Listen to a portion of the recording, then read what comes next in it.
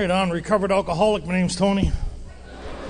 I'd like to thank the committee and everybody that put this together, and a great job the delegate did today in a representation of Alcoholics Anonymous. You guys are in for a real treat.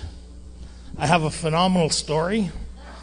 So, and a lot of people, man, that light's bright. I almost feel like that. No, let's start. Oh, yeah, we're not there anymore. That was a great meal. Great. Just taking a second to kind of acknowledge God here for a second and kind of remind myself it's not about me, right? There's a couple different representations in Alcoholics Anonymous and people who represent their own ideas and people who represent the ideas of Alcoholics Anonymous. And I hope today kind of reiterate. Everybody hear me okay back there? What about now? I'll teach you for sitting way back there, eh? No. So, you'll be glad you can't hear me in a little while. Don't worry.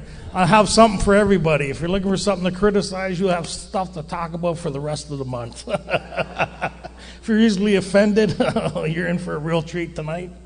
And if you're looking for hope, you're in the right meeting, right? That's what this is all about. Roundups are kind of a reminder what this is all about. Right, I'm just getting used to this echo here. Like the sound of my own voice used to be really good. Sometimes it usually means I should pray when I hear myself too much. So it's one of those things. Roundups are kind of like an event that reminds us what this is all about. Right, we kind of get together. We kind of have a lot of fellowship, and we kind of do bantering. We meet new people, and to get recharged, to kind of get back to the basics of Alcoholics Anonymous, because like it was said this morning or this afternoon during the report, we are Alcoholics Anonymous, right? And there are people who are on their way here, right? And the message we carry, we're responsible for it collectively, right? Collectively, we're responsible for the message that's being carried in Alcoholics Anonymous, right? And it's life-changing. It really is. I know I'm going to offend a lot of people today, right? But just remember, this is my story. It's not your story, right? This is my story in Alcoholics Anonymous, right? And I got introduced to AA when I was 16 years old. And kind of like my first meeting, like to back up, how I got introduced to AA was through my dad, who was 4 years sober. And he gave me a call on my 16th birthday. I didn't know it was my dad because we were living under an alias. And, I have three stories: my mom's story, my dad's story, and our story. And I'm going to stick to my story. I got a lot of healing through that. I don't even drag my mom through this or my dad or anybody else, right? So this guy gives me a call, and I'm drinking Broiler Makers. I don't know anybody know what they are. And I'm doing a bit of Thai stick. It's not a Japanese form of art, but it's kind of something. It's kind of, and I'm indulging in these little purple things to enhance my presence and stuff like that. And it's just my 16th birthday. And what's significant about that was just prior to that, probably 6 months prior to that, when I was 15, I was standing on the 18th story of a building thinking I'm ending my life. Thinking, if this has to be the rest of my life. So when I look back look at a 15-year-old in that kind of state of anguish, to live the rest of their existence in that state, gives you a rough idea where I come from. That kind of where the doctor talked about the warpless lives of blameless children, right?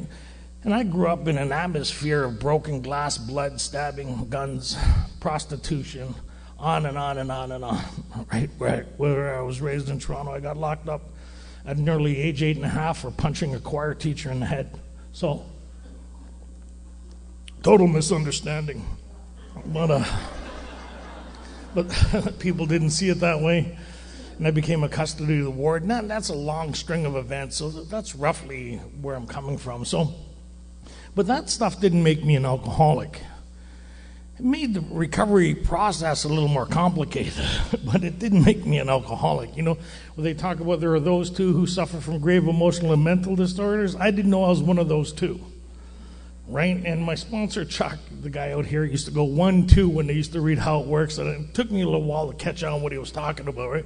There are those two who suffer grave mental, emotional disorder. He'd go 1, 2, and the other guy was Tom that I'd hang out with. So I get this phone call, and I'm tripping. Like, I'm having the time of my life, and my lifestyle is very acceptable to where I'm living and what I'm doing. This guy goes, hey, this guy, my name's Tony. I said, oh, good for you, right? He says, well, I'm your dad, which kind of set me back a bit. And he says, he started talking a different language, a language that he thought I maybe understood, but I didn't understand at all. He said he was a sober member of Alcoholics Anonymous. Didn't mean nothing to me that he was sober 4 years.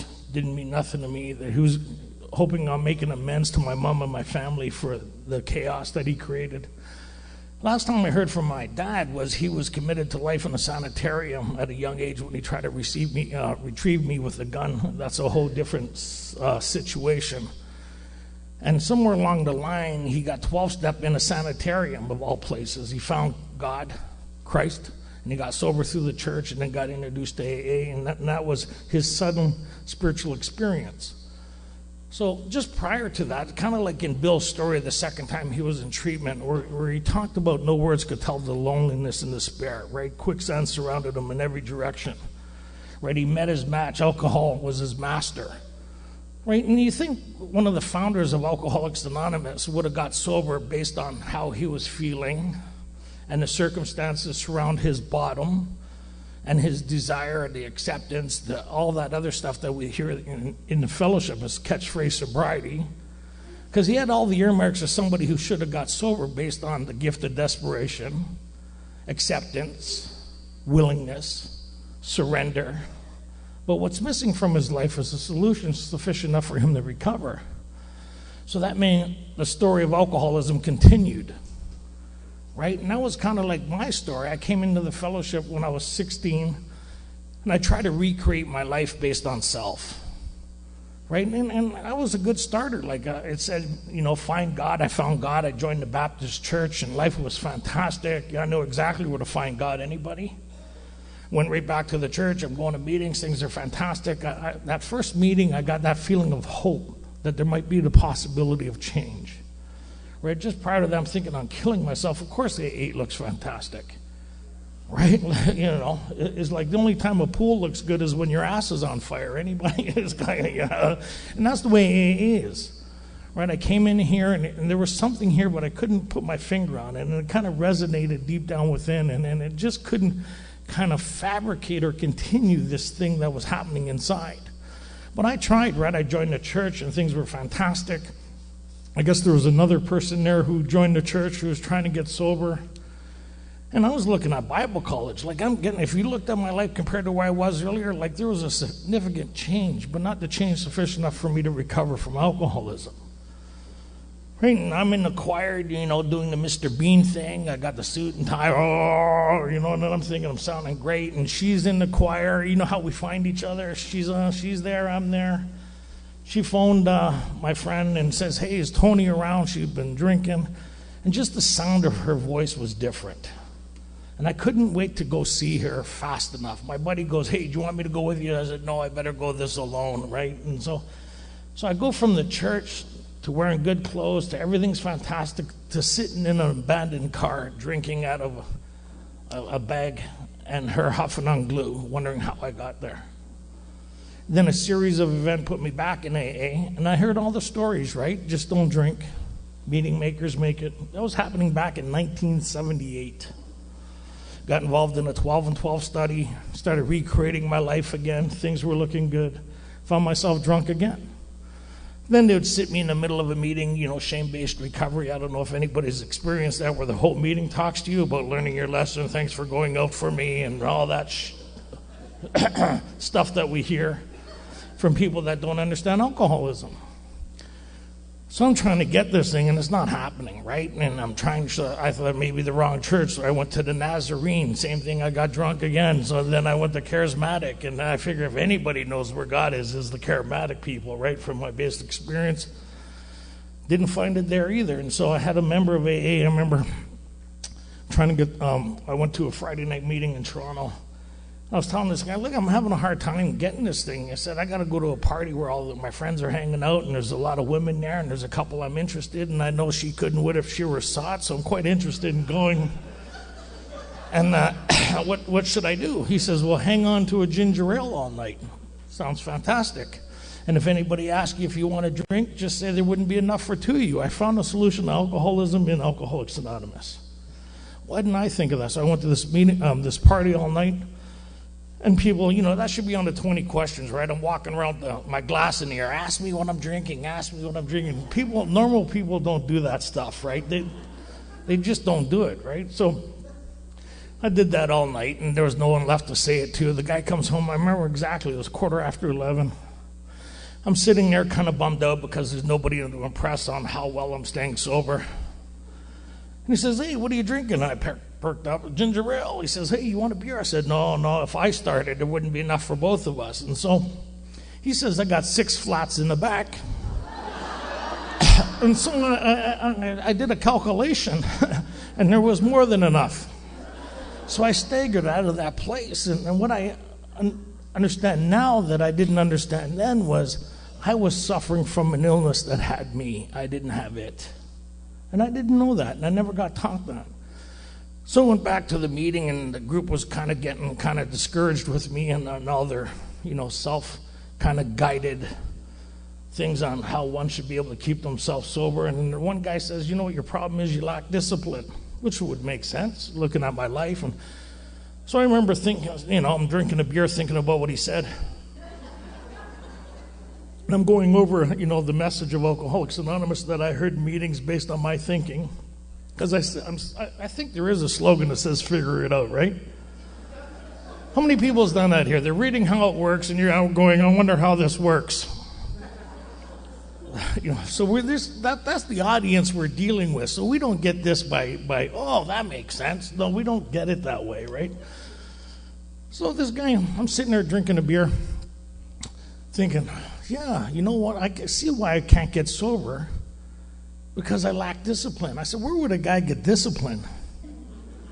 I thought the army. I don't know where. I wish somebody would have slapped me silly in that moment, right? Just kind of, what are you thinking about, right? So I went down to the recruiting office, and now you got a picture. I got an afro shoulder wide, right? I'm wearing leathers. I got gold, and I'm just a train wreck. But I still think I'm a vision for you, right? Like I'm 19, so pure testosterone, right? And street slang, and going to these meetings, and all these old people don't know, just oh my God, when I look back.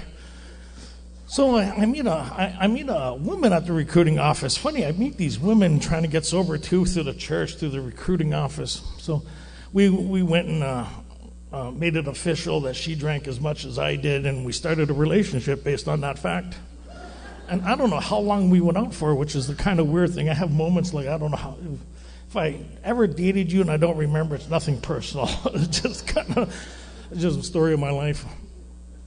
So I guess I was dating her for a little bit, enough for her to want me to meet her parents, which is kind of a good sign. I'm getting ready to leave for military training. My afro's still like this, and I have no idea what I signed up for, but it looked good on the videos, right? It looked like rah, rah, rah. So I said, I want the infantry. So that was a bad mistake also. I'm making a lot of bad mistakes based on self, but I'm not realizing it in the moment. I got great hindsight. My foresight, not too keen, right? So I went and I asked my friends who knew all about life, what should I do? I got invited to her place in the suburbs, which had never happened for me. I am from Lakeshore, downtown east side. Toronto, west side, Toronto and Parkdale, that's where I kind of grew up, and I grew up with the influence of people that wore, from other clubs other than AA, I don't know how else to say that, right? And so they were very influential in the community. So anyhow, I'm talking to these guys. I said, I got to go to this girl's place, and she wanted me to meet her parents. I said, I'm not too sure what to do. They said, oh man, what you got to do is bring a bottle of wine. Makes sense, right? So I go to the liquor store unsupervised, and I'm going to go buy a bottle of wine. And I'm a wine connoisseur by this time, but in case if you ever need any tips, I got a lot of tips for you. So I go in there, and I start looking for wine content, alcohol content. That's very important if you're buying wine. You start with that, alcohol content. Anybody with me on that? Then, volume. Volumes, very, very important, right? Very important. And accessibility. So I went and I'm looking at this stuff. It was on sale, and I thought an alcoholic must have made this because it had a lip on the top of it where your hand couldn't slide out of it when you're hanging onto the neck. I think anybody familiar with Baby Duck? With the gold lid, that's a fancy bottle of wine. I mean, you want to impress somebody, you show up with that. So I buy one of those because it has the twist tops, right? And so 1.5 liters, it was good deal. And I'm on my way to the till, and this voice said, maybe there's other people there that want to drink. I went back and I bought another 1.5 liter of wine. I'm 18. So I have these 3 liters of wine in my leather jacket going down the 401 highway on my motorcycle. And they're on the inside of my jacket, glass containers. And I look like the Sure cat, I'm grinning I'm looking down like I'm proud, like I got twins. I got babies, I'm going to her place. And I remember knocking on her door, and she opened the door, and I opened my coat, and I showed her what I had, and she had this really concerned look on her face. And I thought, not very appreciative of at all, is she? And I guess her parents were there. I don't remember meeting them. I don't remember dinner. Do you ever see on the 20 questions, you ever suffer from blackouts? I don't remember, so it was a no. But looking back in hindsight, I just thought it was times not worth remembering. So I remember being at her front door, and then I remember we went to the bar to meet her friends. And then I remember coming to in her car, and she was quite concerned. She says, "You're going too fast." And I came to, and I didn't even know I was driving, so it was kind of a real alarm to me. And I'm doing about 120 in her car, going down to 401. Thank God I went back into a blackout, because otherwise I would have been in trouble, right? And then I came to hugging her toilet. Any toilet huggers here? And somewhere between her bathroom at her parents' place and the toilet, I thought it would be a good idea to get undressed, because she had tile floors. Come on. Nobody's ever come to on a tile floor because it keeps your body cool after you're too drunk? How many people? Huh? Okay. Because when you're picking apartments, tile floor, check. Toilet beside the sink, check. Very important things when you're apartment shopping, right? Anyhow.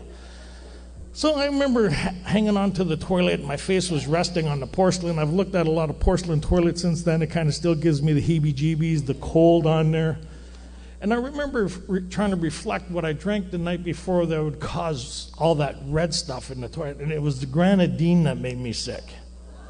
Right? Because I was drinking zombies, not the red wine with the white wine, with the tequila, with the shooters and the...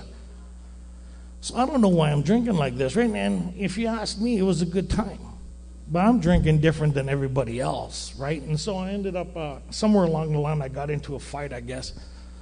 And I had a black eye, I don't remember that. And I remember the next thing I have a lot of coming to moments. Anybody have those coming to moments? You kind of give me a second to get reorganized to where I am and what's happening and what I've done. And people try to explain to you what you've done, and you say, "Hey, wait a minute, I'm just getting here myself, man." Relax. So I guess I ended up on a plane with my hair, a military plane. And I didn't know it then, I know it now. I was going to Cornwallis, and I had this afro, and it was like, and my black eye, and sunglasses, and I'm smelling like the night before, so a bit of vomit in the breath, the paste. And I would do anything for a drink. Anybody? Am I the only one that's been there? Come on. So I'm sitting between what I understand now is a lieutenant and a captain. And they're both looking at military suits on, the stripes and all that, and leather hair, still really hungover, trying to put together the events of the night before.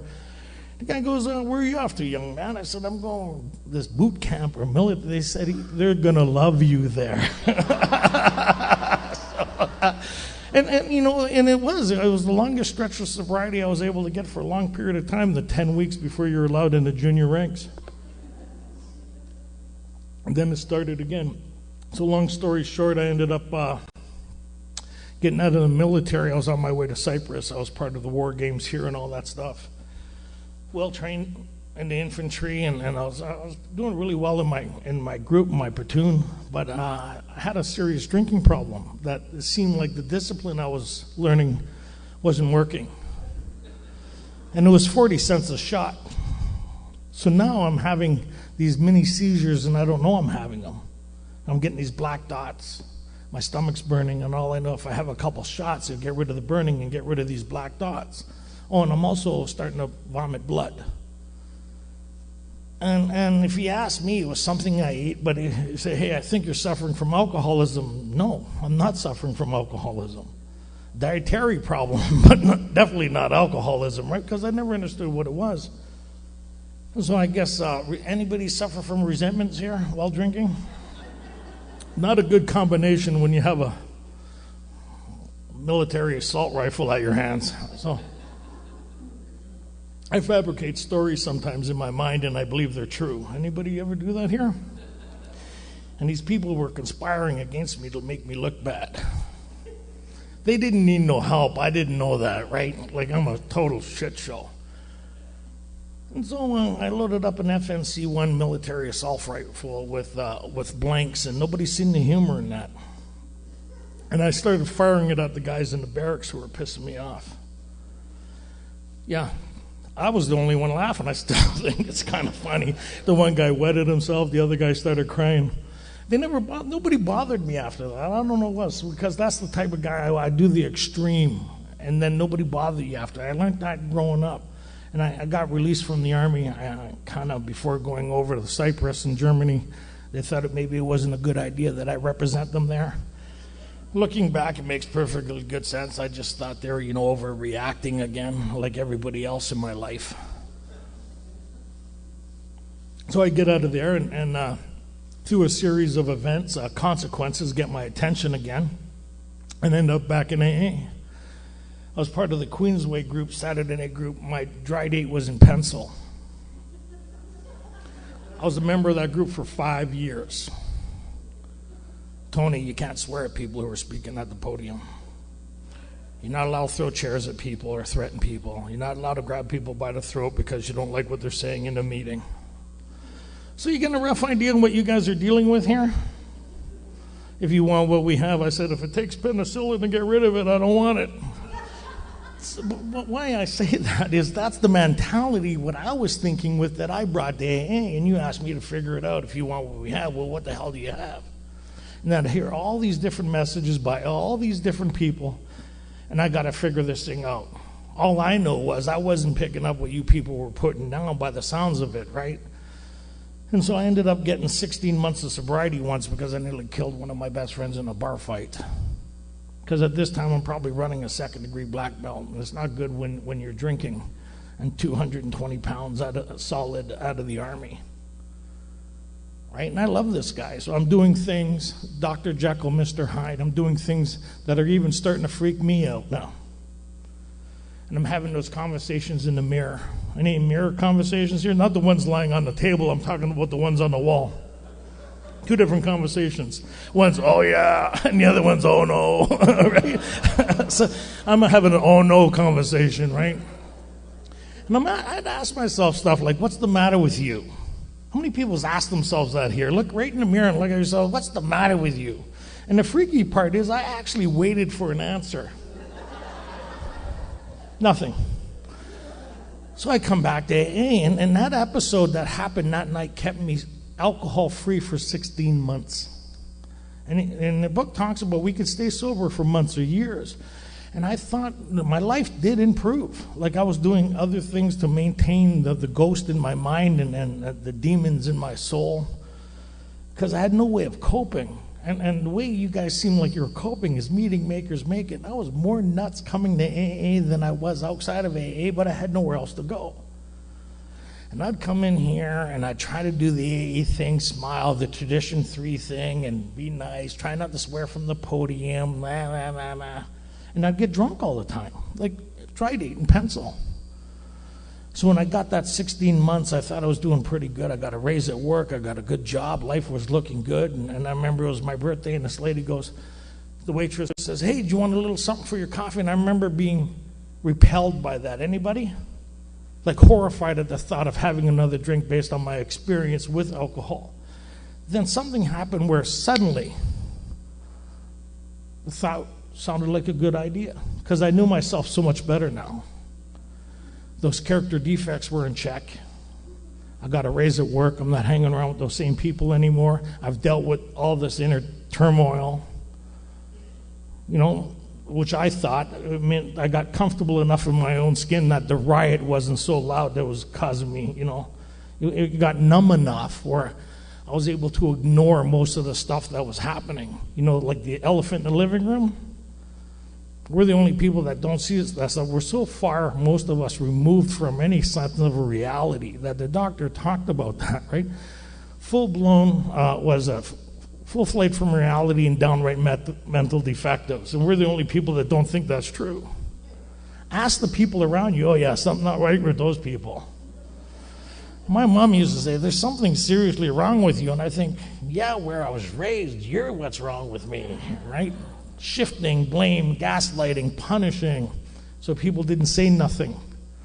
They knew it was better not to say something than to say something. Anybody be that kind of people here? The key in the door, the anxiety starts. So I turned into the very thing that I tried to avoid. So I took that drink. What I understand now is the insanity that precedes the first drink. It's actually the malady is the second symptom in alcoholism. We're going to do a great workshop tomorrow. If you bring your big book, you'll never be the same after tomorrow. We'll get into what the book says, not what you've been what you've been taught. It'll be book-based information. Like the second symptom in alcoholism is the malady found on page 23 that nobody likes to talk about because that's what places us beyond human aid. That's the thought crossed my mind it'd be a good idea to put an ounce of whiskey in my milk. That's the suddenly, as I crossed the threshold to the dining room, a couple highballers would be good. That's this phenomena that happens in people's brains like us, that doesn't happen in other people, like the sense of putting your hand on a hot stove. Things that I never learned, of all things, in the Fellowship of Alcoholics Anonymous, that I came here looking for an answer to a problem I didn't understand. Right? And I was dying of alcoholism in AA. Can you believe that? Of all places to be dying of alcoholism in AA. Because the message that was being carried to me. Well, let's look at the evidence here. So, my last relapse, without getting into all that other stuff, I kind of ended up in deep trouble. I got kicked out of the group of people I was involved with. That's another story. They even told me to go back to AA. When they're telling you to go to AA, there's something the matter with you. I was getting my own cell most of the times with observation cameras and stuff like that. So a group of events happened where a sergeant visited me in Toronto, and he says, "Not everybody makes it to the station. This is a courtesy call." They're showing up at my place with riot gear and stuff like that. I think it's total misunderstanding and over-representation of tax dollars, but I mean, whatever. So I end up in Vancouver, right? And the funny thing is, I was sitting there talking to a painting, and the radio announcer was playing all my favorite hits as I was sitting on a milk carton, wondering how I got to where I did. And I was talking to God. I had a moment talking to God, and the phone rang. It actually did ring. That was one of those episodes when you picked it up, there was somebody there. Right? Oh, hello. It was my brother that I haven't heard from in 2 years. He says, "I'm living in BC. Why don't you come out here?" I said, "Okay, I got a couple people to get even with. I'll be right there." That's the way I operate. You can't leave without, fixing things, right? So I ended up out here, and a series of events, domestic and all that stuff started happening. I started getting drunk on 3 or 4 beers. I'm 25 years old. I've become a danger to myself and everybody around me. I'm unemployable. I'm hearing things, seeing things, trying to get sober. My liver is sticking out a bit, turning a little jaundice. And I'm in meetings watching things run across the floor and stuff like that. And then the Fellowship of AA is a beautiful place. Some people started getting a hold of me. Chuck I was part of the Wine and Snivel men's group. And I was in 4 12 and 12 studies, and from 87 to 89, my last relapse, I did 360 meetings in 90 days. I was in 4 12 and 12 studies. I stayed sober for my birthday, and I talked about all the bumper sticker, catchphrase, formulated a talk based on everything I heard, like sitting around in a 12 and 12 meeting talking about Bill's experience like you're having it because you didn't do the work he did to get it. I was told the 12 and 12 were the steps, which was a lie. It's not the steps, right? I didn't know that. All this stuff that I was hearing, none of it was book-based or based on the design of Alcoholics Anonymous, like calling the fellowship the program. I thought I was sitting in the program. So if I just did meetings and get this thing, I'd get this thing. And nowhere does it say that, right? So that last relapse, but just before that, there was a guy named George, and he was dying of alcoholism in AA also. And some guys 12-stepped him, Machine Gun Jerry, George, and Rick. They would go around a fellowship looking for people who were dying of alcoholism and 12-step you into a big book study workshop that was happening in the home. It wasn't happening in the meetings because it was all 12 and 12 in Vancouver. Most places were 12 and 12 based. So George went through this thing. He had a profound change along the same lines that Bill had lying in the hospital, the third time in treatment. Right? He had the same experience, and then he took interest in carrying this message. They told him to carry this message to the sickest guy he knew. He was out of town, so he started working with me. I didn't ask him his permission. I gave consent as soon as I showed up at a meeting. Right? And he asked me to go to this study. I said, oh, no, it's okay. I know what not to do now. And he says, how well is that working for you so far? I didn't get what he was saying. I thought, quite well, good. I've been getting sobriety here and there. I didn't get what he was saying. So he said, why don't you come and join us? I said, no, it's my home group night. That's where all the single women go, and I have my priorities all worked out, right? Because, as soon as I find a relationship, a job, anybody? Get some money, prestige. You know the newcomer checklist? Right? They say, may you find him now. I think, may you find her now. Right? So it's kind of like, because we're instinct-based when we get here. There's nothing appealing about the steps that you guys are talking about. I've tried them. 11 years sitting in those 12 and 12 studies trying to create this change that you guys are talking about. And every time I thought it was different. So George did something which was pretty amazing. He started participating in the saving of my life. So George says, you've been around a long time, and I almost felt proud of the situation. I said, yeah. He says, why don't you come and help us out? It's really hot under here, Your Honor. I just feel like an interrogation. So he says, why don't you come and help us out? And I thought, okay. So I went to Chuck, who was teaching me the traditions, how to conduct myself in AA. At this time, I haven't been invited out for coffee anywhere. I was a part of this home group for a year and a half, right from 87 to 89. Somewhere along the line, I got invited for coffee by mistake, right? These are called the Golden Gloves of the Maritime meeting, right? And so what happens is the new guy goes, hey, you coming for coffee? I said, coffee? He says, yeah, we go out every week. I said, I've been coming here a year and a half. No one's told me about this. I went to that restaurant with them, and I got barred that day. So anyways, this is another story. So I go to this, I go to his place. I knock on a door with a 12 and 12, thinking I'm going to help these guys through the steps because I'm running a step group in the old recovery club in the basement. 12 and 12. So I go there, and Judy answered the door, and she's in Al-Anon. God bless Al-Anon. They used to have a meeting at the Wellington Heights, and I got into it with a couple guys there, and she came across and gave us shit. She said, what are you guys doing? I said, we're talking. And chairs are flying around. She goes, we're having a meeting over there. I said, oh, what kind of meeting? She says, Al-Anon. I said, what's that? She goes, all three of you guys knew? I said, yeah. She goes, I don't got time to explain it 3 times, and turned around and walked away. So every time I went by that meeting, I would torment these people. Like, you're welcome, right, for being, anyhow, like twisted, right? Anyways, you're welcome. Anyway, some of you will get that on the way home. So you just look at me and scowl, and I got the effect that I desired, you know what I mean?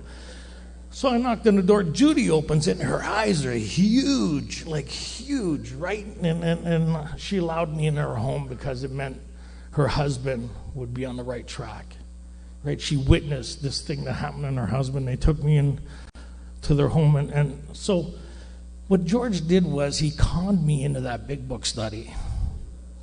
He lied to me. He was insensitive. He was manipulative. And he saved my life.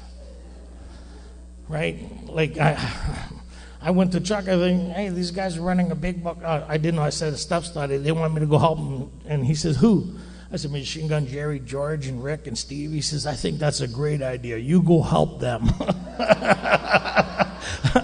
I went there to help them. You got to know, I'm cutting my own hair, and I'm vomiting green bile, right? And I'm getting these vitamin B shots every week, and I'm still unemployable.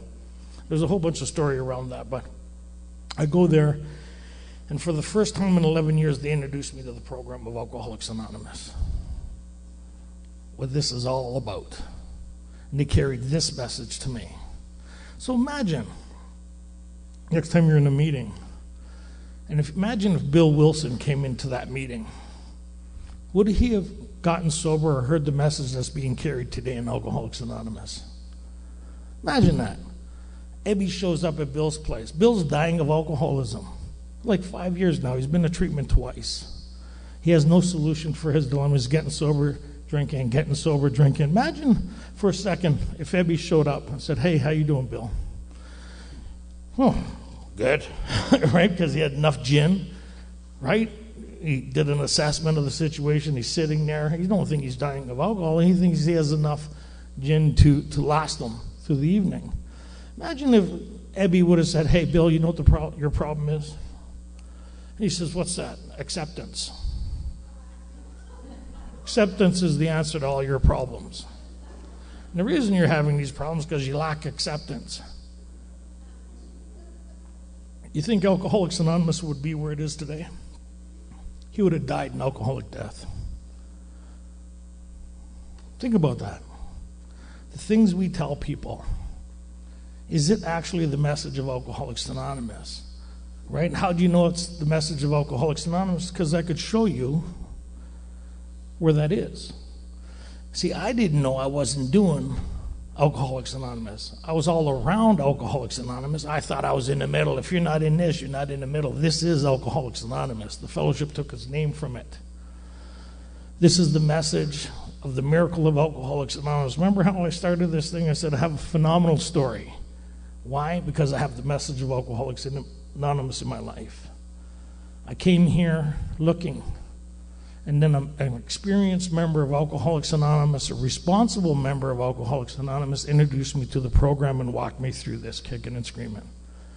It introduced me to a power greater than myself, sufficient enough for me to face me in the light of your experience. I believed that if I did what you did, same with Bill sitting at the table, it was only a matter of being willing to believe if I did what my friend did, I'd get what he got. And he went through that course of action. Funny thing, I got introduced to the same course of action that Bill did from people who had the experience of going through this, right? They took me through the program of Alcoholics Anonymous.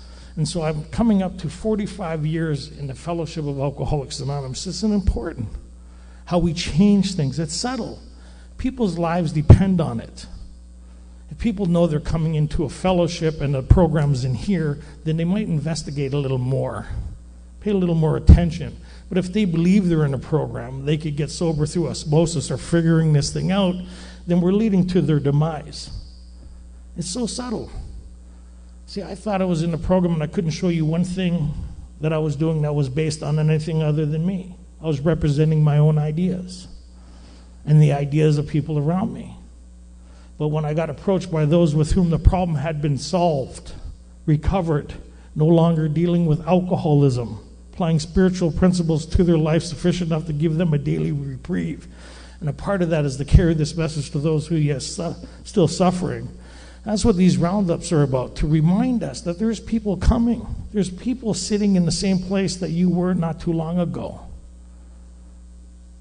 wondering if there's something different. Kids looking at their parents, parents looking at their kids, sitting there wondering how they got there. wondering, is there anything different for me? Right? And there is. There's a story of Alcoholics Anonymous. It's not my story. We say things that don't make sense. The doctor talks about this thing has to have depth and weight. It has to be something grounded in something other than ourselves. You hear now this new stuff. Relapse isn't a part of my story, then you don't got one. Because that's the basis of step one. Step one is the promise that you're going to drink again. And if you could stay sober on step one, either you don't understand step one or it doesn't apply to you.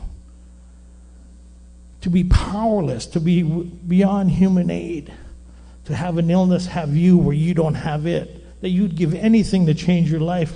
Sounds like Bill. Sounds like my story. How many times did I come to snot running out of my nose in that incomprehensible demoralization, jails, institutions? Anybody? None of that got me sober. But a few members of Alcoholics Anonymous introduced me to this thing. And what's really wild is it's not the steps. You could do the steps all day long. It ain't going to do nothing for you unless you have the experience that goes with it. Having had a spiritual awakening as the result of these steps, not a result. And what's that experience, right? Is a loving God has entered into our hearts, which is absolutely beyond anything we could ever imagine. To be amazed with your life. I'm totally amazed with the life I live. Totally unbelievable. The relationship that I have with a power greater than myself, my friends in the fellowship, people I've met, people who have loved me when I couldn't love myself, who directed me to a loving God. And my responsibility is to do the same thing in turn.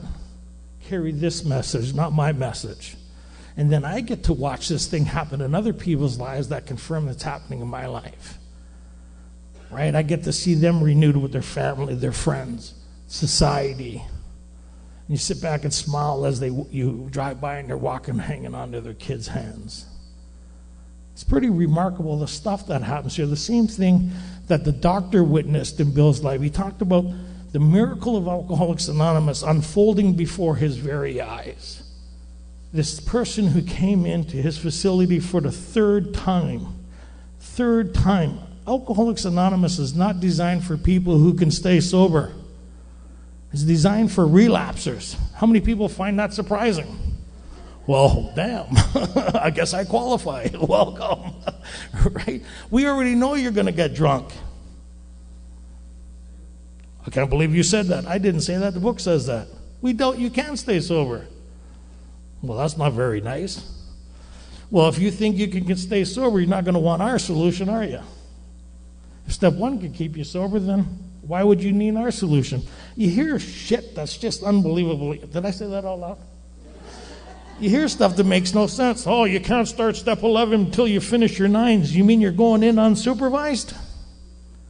What does the 3 pertinent ideas say? Like, you hear stuff that is treatment center based. We're allowing them to dictate the message of Alcoholics Anonymous. This is all about my relationship with something greater than myself and a demonstration of that. And how do I get to experience that demonstration?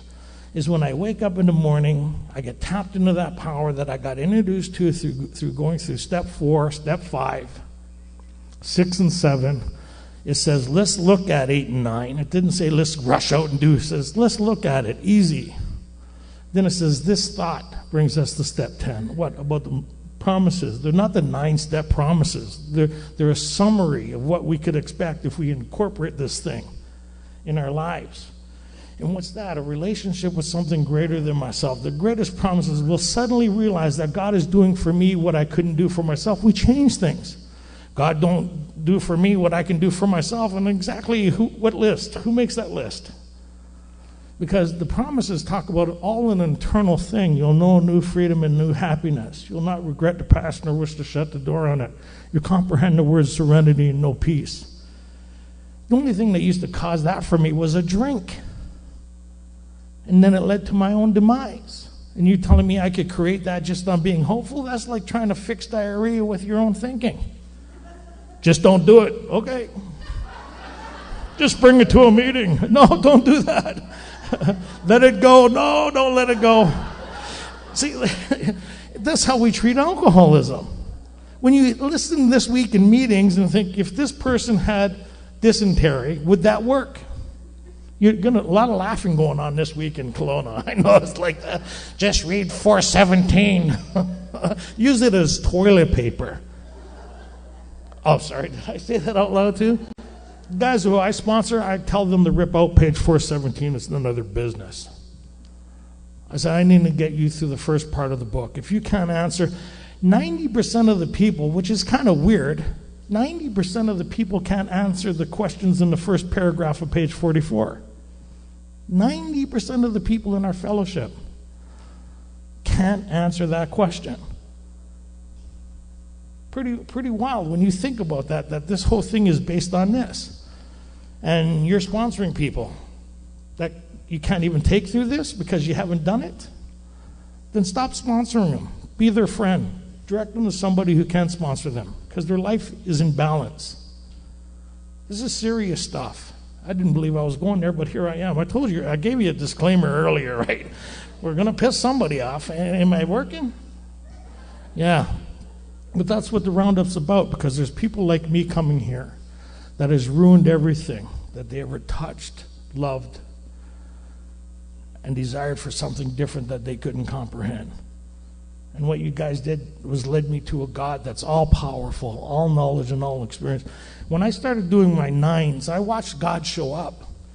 What step 11 teaches us to do is start looking for God's fingerprints in our lives. And how that happens is in step 9 when I see counsel with this power. I remember, I've got a couple more minutes, that the basis of this whole thing is the most important thing in my life is my relationship with God. That takes care of everything. The second is my wife, and then my dog Cosmo. If I neglect any of that order, I'm on the couch. Anyway, some of you get that later. So my relationship with this power enables me to do the impossible, is to live the life that I'm living compared to the life that I was living. How is that possible? Because the miracle of Alcoholics Anonymous has happened in my life. I've experienced it. The cornerstone is my relationship with this power that I watch show up in my life that is unbelievably profound. It's like Bill in treatment for the second time and Ebby showed up. Me standing on the 18th story of the building and my dad calling me. Finally getting 12-stepped into the big book of Alcoholics Anonymous. Sufficient enough for me to have the experience that I have. That's tapped me into this power that works in unbelievable way. I remember going back to Montreal from Vancouver to Canada, 4 days on the bus, because I still had warrants for my arrest. I was looking at penitentiary time, but that's another story. So I was taking a bus to go make amends to these people I haven't seen in close to 16 years. And I'm not going to get into that story, but it caused me a lot of anxiety. So I seek counsel with a lot of people in the fellowship. They said, sit in the front of the bus. Listen to these cassettes, the Grapevine, absolutely unbelievable. Try to support it if you can. They're a great message. And I was listening to cassettes. In step of 7-11, or whatever it was. I remember I was sitting in the front of the bus and I'm talking to God. The last part of the trip is a contract on page 63. A lot of people don't realize this is a summary of the course of action. It's not the step 3 promises. It's an experience that they had as the result of going through this course of action. So my sponsor said it's a contract. If I am willing to do what was necessary, these things would fulfill themselves. Right? See to it your relationship is right. And I remember talking to God. I said, you know what? You're dropping the ball, pal. Anybody talk to God like that here? And I'm squirming in the front seat like a newcomer, right? Just nuts. You always tell somebody when they're thinking too much. Look like they're watching a Stephen King movie and everyone around them is smiling, right? So this lady beside me, I'm talking to God, and this lady beside me goes, you okay? I said, yeah. Why? I said, well, she says you seem kind of fidgety all over. I said, yeah, I got to go see these people. I haven't seen them in 16 years. I got to do this thing like make amends. And I was just talking to the big guy, and she says, yeah, I know what you're talking about. I've been a member of Alcoholics Anonymous for the last 20 years. So I looked up and said, funny guy. So, because I talk to God like that, I still do. And you know, and I'll close with this, is we are his agents. right? And when you look at what that means, right, that means somebody's making a call right now to something they don't believe or understand what it is. The universe hears that cry for help. God receives that call. He says, be patient, I'm sending somebody. And that's kind of like our preamble. When anyone where reaches out, ask in your morning meditation what you could still do for the men who still suffer. The right answer will come if your own house is in order. And we get weird kind of messages. Go here. I don't want to go there. Didn't ask you if you want to go there. Go there. You'll know when you get there. You'll receive marching orders when you get there, right? Okay. So what happens is, I'm going to tell two stories. This one guy, my sponsee, right, he's phoned me, says, oh, God's so good today. I got work 10 minutes from my place. Because everything's going his way, God's fantastic, right? Anybody? He gets the call back from dispatch. He's got to go now an hour out of his way, or half an hour, whatever it is. He phones me back. I can't believe that. I said, what happened to how great God was? What happened to God's will and life so full of sunshine and rainbows? And when it got sponsors like that, you need them, right? I said, well, God has something for you to do. Click. So he's cleaning these windows. I could see him on the 18, whatever, going down the side of a building. I can't believe I have to come all this way. Anybody do God's will reluctantly that don't know they're about to do God's will? There's a guy standing on the balcony smoking a cigarette with empties piled up all around him, wondering how he got there and what he's going to do. He's having to talk to God. This guy comes barreling in on a rope, knocks him into his empties, and they start having a conversation. Pretty wild, right? Another guy is sitting in the middle of a stage. I work in a film industry. He's sitting there, and the studio's empty. It's just him sitting on a pile of plywood. And he's ruined his life.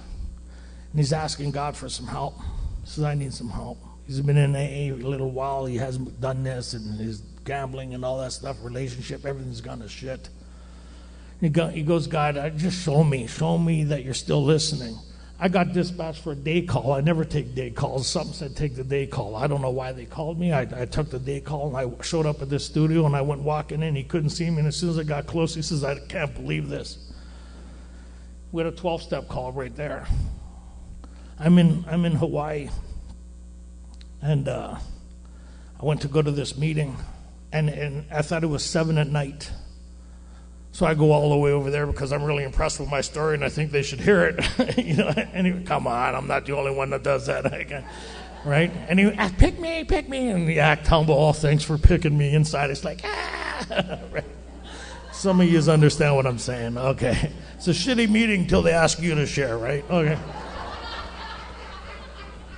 So I go there, and then I realized I didn't read it correctly, the same way we read the big book. Oh, that wasn't correct. It was 7 a.m. So I went back and told my wife. It was a long distance on the island, so I went back 7 a.m. the next morning, just a real keener, and then it was a holiday, and then I went all the way back home. So I went upstairs, grabbed a cigar. I said, my wife goes, you okay? I'm just going to go meditate under the palm tree over there with the nice green grass and just relax and smoke a cigar and just kind of enjoy and just kind of get back to basics here. I'm heading down the stairs. Something says, go over to the breakwater. Like, I looked outside, there's like lava rocks and stuff, and I kind of said, I don't want to go over there. And something said, go over there. That's how God talks to me. I don't know about you. I get this voice, right? And I argue with it. I don't want to go over there. I want to go over where it's comfortable, nice, and kind of doesn't cause me any disturbance, right? Where it says fit ourselves to maximum service. I said, okay, I'll go over there. So I go over there. I'm sitting on the breakwater. I'm smoking a cigar, and the water's splashing up. And I watched this guy. He was kind of down the hill, and he was on the second tier of the breakwater. And it was probably from here, like halfway through the room. And his hands are going in the air, and he's looking like he's having a moment. He's alone. And so he comes walking past me, and he goes, hey, you want a snow cone? Snow cone? Where are you going to get a snow cone? 10:30 in the morning. He says, no, a beer. I didn't know why the beer wasn't beside him in the first place. But it was over by where I was sitting on this lava rock wall. And then he grabbed the beer, and he came back, and he stopped. And he just looked at me. He says, He says, I don't know why I'm telling you this. He says, I live on the other side of the island. He says, something told me to come over here where I could be away from everybody and know people where nobody knows me. And he says, I was just having a conversation with God. I said, oh yeah? What about? He says, my wife just left me. I've lost everything. I used to be a sober member of Alcoholics Anonymous for the last 8 years. He says, I've been drinking. He says, I don't believe God wants anything to do with me. I said, allow me to introduce myself. I'm a sober member of Alcoholics Anonymous. I'm here to tell you that God loves you just the way you are. And he sent me to represent his ideas and say there is a life beyond anything you could ever imagine. If you're willing to walk with us, we have a course of action outlined in here. If you want what we have and are willing to get into any links to get it, then you're ready to take certain steps, not any kind of steps. And 417 isn't a part of that. I'm making friends again, right? If you don't got a sponsor having you in the first part of the book, get a new sponsor. Your life may depend on it. If you don't know what type of alcoholic you are, your life may depend on it. If you don't know what makes you an alcoholic and what makes you beyond human aid, you haven't done step 1 yet. Right? These things saved my life. When I had a conversation with that guy, what you do with this conversation is entirely up to you. But we have a way out which is absolutely indispensably wonderful. And if there was an easier, softer way to get that, we would have wrote it or found it or rewrote it in the last 4 chapters. Thank you for your patience and kindness. I love you all. May God be with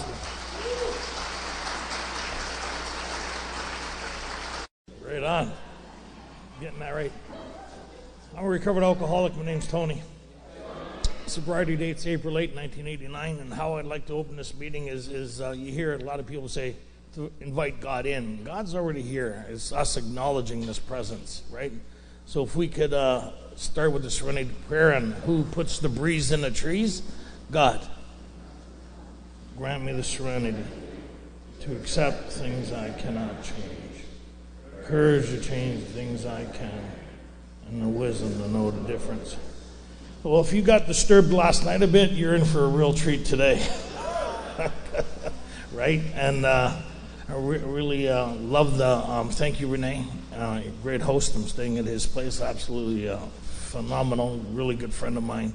And the committee that put this together, thank you, Rodney, for all the work you do, and everybody in the kitchen and all that stuff. Accolades and the old-timers that are here, right?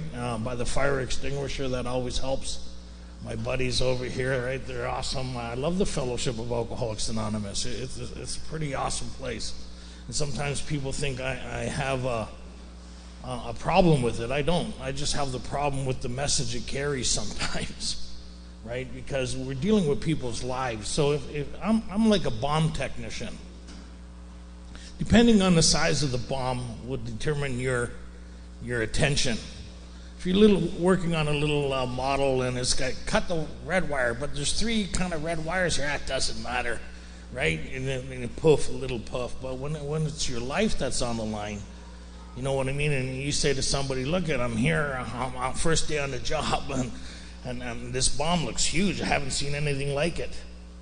And there's 3 kind of red wires here. The guy says, well, it just doesn't matter. I would ask, is there anybody else there? Right? Because it does matter. Our lives does matter on this thing. This was put together because we were dying of alcoholism. There was no answer for people like us. When you look at the history of this thing, it is divinely kind of put together. And as a fellowship, we have a responsibility. And we change things so subtly. Right? And it's kind of like if I told a story over here, by the time it got over here, like there was 4 people killed.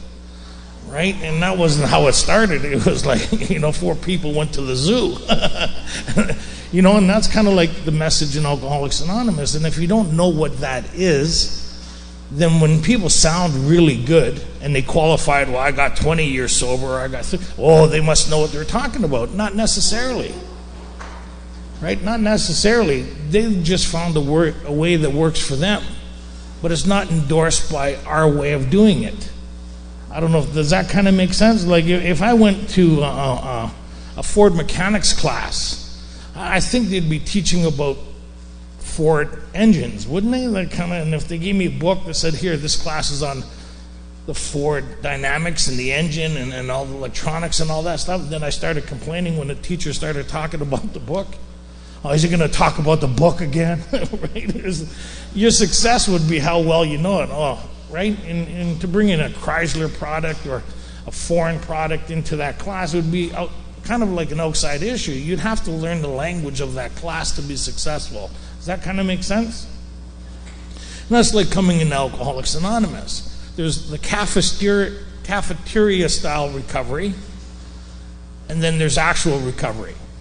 Most of us like cafeteria style. That means I don't have to figure nothing out. You already did it for me. I'll just go with your plan. But we read how it works at every meeting. I don't know, anybody familiar with this piece of literature? It is pretty profound if you actually listen to it. And it's not for new people. We give the impression this is for new people. Most of them are not listening.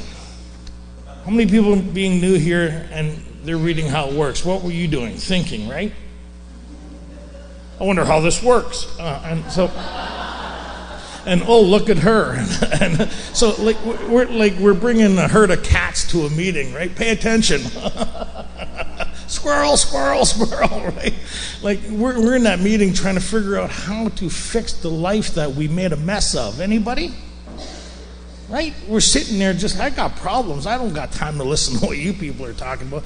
And if you jingle your change in your pocket one more time, I'm going to get upset. You know those people, oh, life's so fantastic. Why don't you sit down? You know, is there anybody here with a problem I could feel better about my life? I always like those meetings where somebody's worse than you, and then you leave feeling grateful that you don't got their life, right? That's not the design of AA.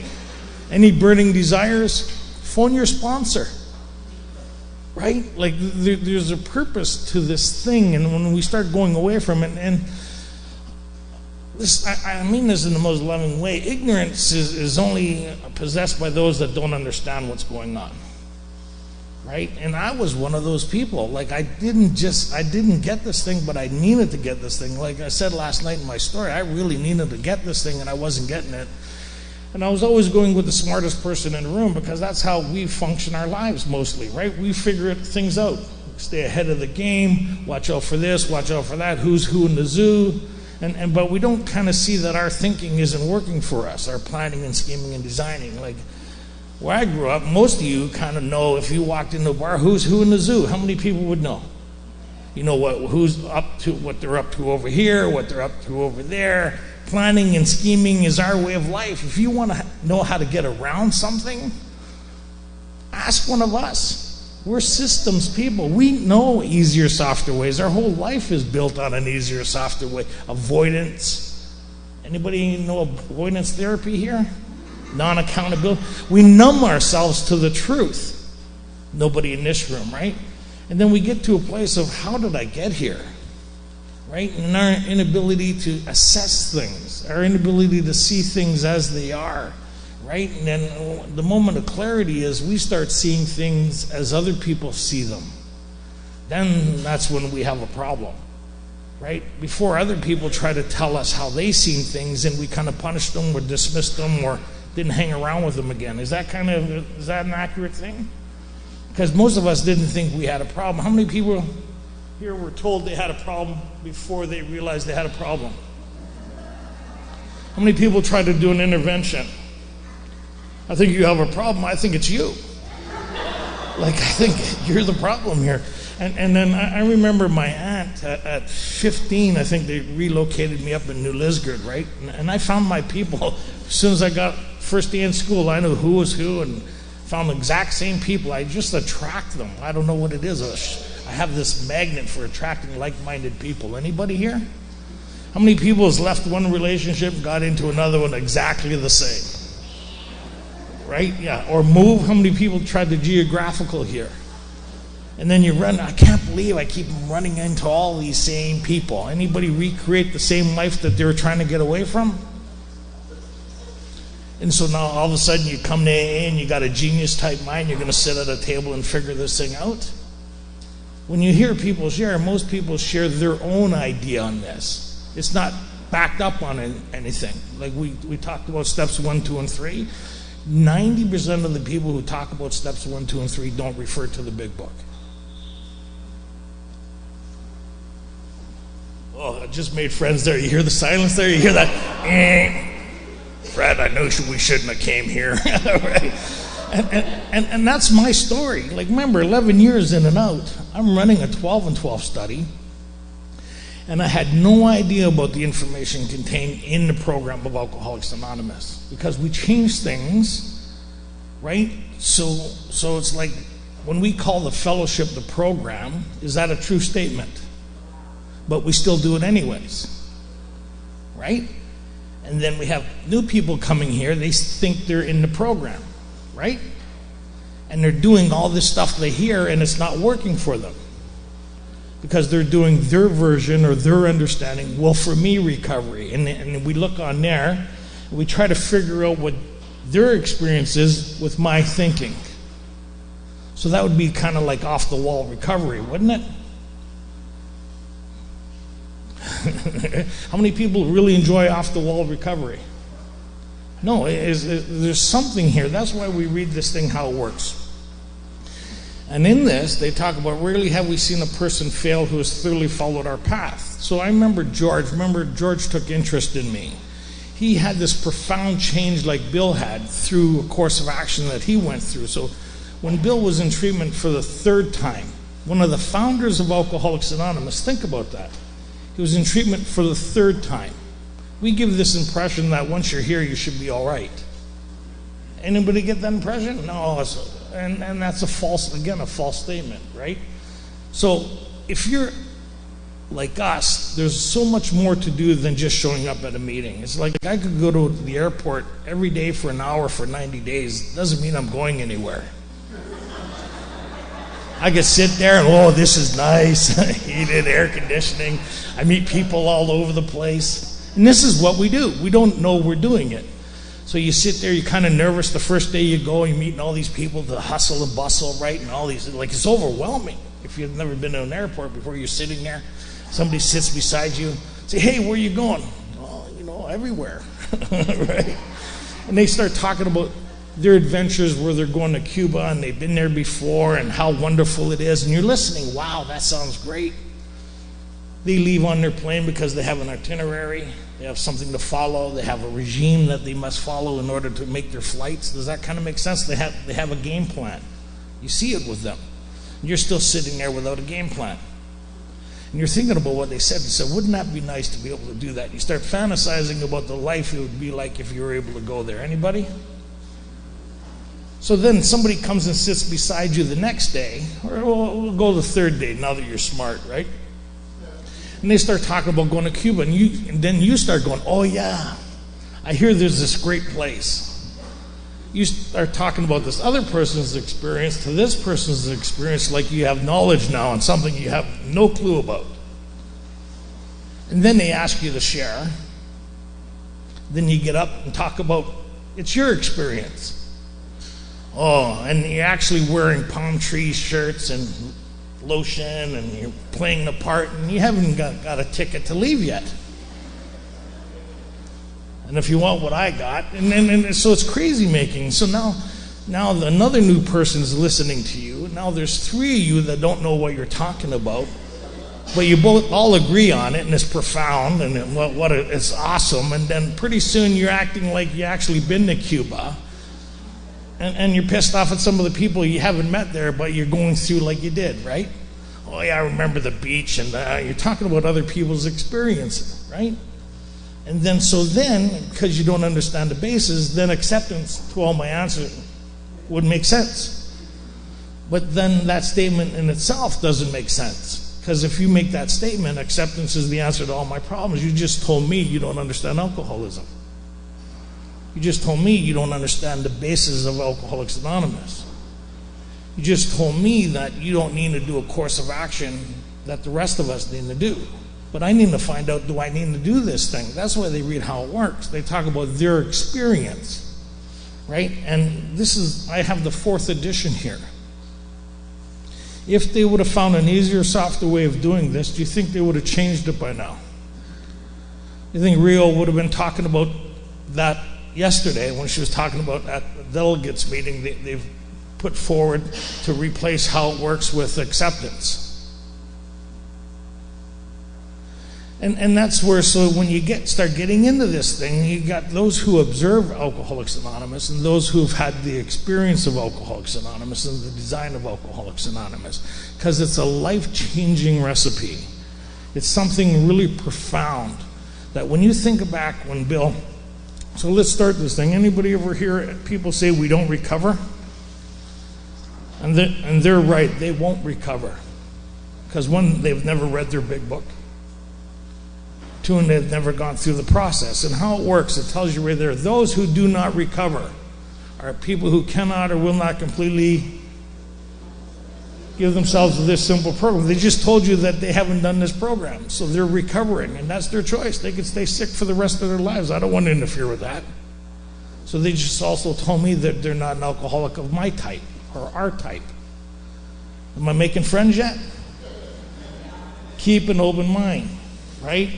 Like the set-aside prayer. Let's get back to the basis of Alcoholics Anonymous, because it may not make a difference in your life, but it may make a difference in somebody else's life. How many people know people here who are not getting sober, keep relapsing all the time?